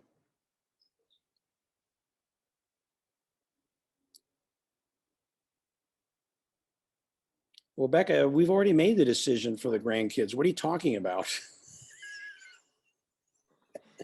Well, Alex wants them to get vaccinated first, but I don't know when that's going to happen. I don't think they're going to be able to get vaccinated. They're too young. Yeah, I don't know. So that's why I feel like they're probably going to be fine. I mean, now that I know there's a place for them to stay, if they Oh, test yeah, positive, yeah, then yeah. they'll be good. Yeah. Yeah. Okay. So I talked to him about that. I mean, we'll pray about it. He seems more concerned than I am. I don't know why, but maybe they'll be able to get vaccinated, but I don't know because I think they're probably the last priority because of their Well, age. yeah, they're going to be last priority. Yeah, remind them that I went myself all the way The to, what? remind them that I went myself all the way to Tanzania and back. And I'm 59 years Right. Yeah. Right. old. Okay. So, All right. we'll definitely pray about it. I know they want to go. I'm not sure about Alyssa actually now, but she's skiing today. That's why, or she's snowboarding with some friends, and so she's not on the meeting. But she's still thinking about it. Sounds The like boys she's are pretty sounds like sure. she's training. Yeah. Okay. Yeah. Okay. We have to go. Is there anybody has any Yeah, questions? good Just training. email me. Okay. We've gone half an hour past our limit at the church here. We're fine. Okay. Okay. I guess we're okay. Last minute question. What time does it start? Oh, really? Oh, lucky. Okay, that's why people did stay for a while. Okay, I'm going to end the meeting. Is that okay? Everybody? Right? We're done? Be sure to communicate, email me, any questions. You know, if you want to go, pray. Hope you prayed about it. Send me a check made out to Child Legacy for $1,000. And just email me. I'll send you my address. My address is in my signature of all my emails. So, okay. All right. I'm going to end the meeting. And if anybody's talking and they have mute on, I can't hear you. Okay, we're done. Bye. Okay, bye. Bye. Next time. Bye. Bye. Bye. Bye.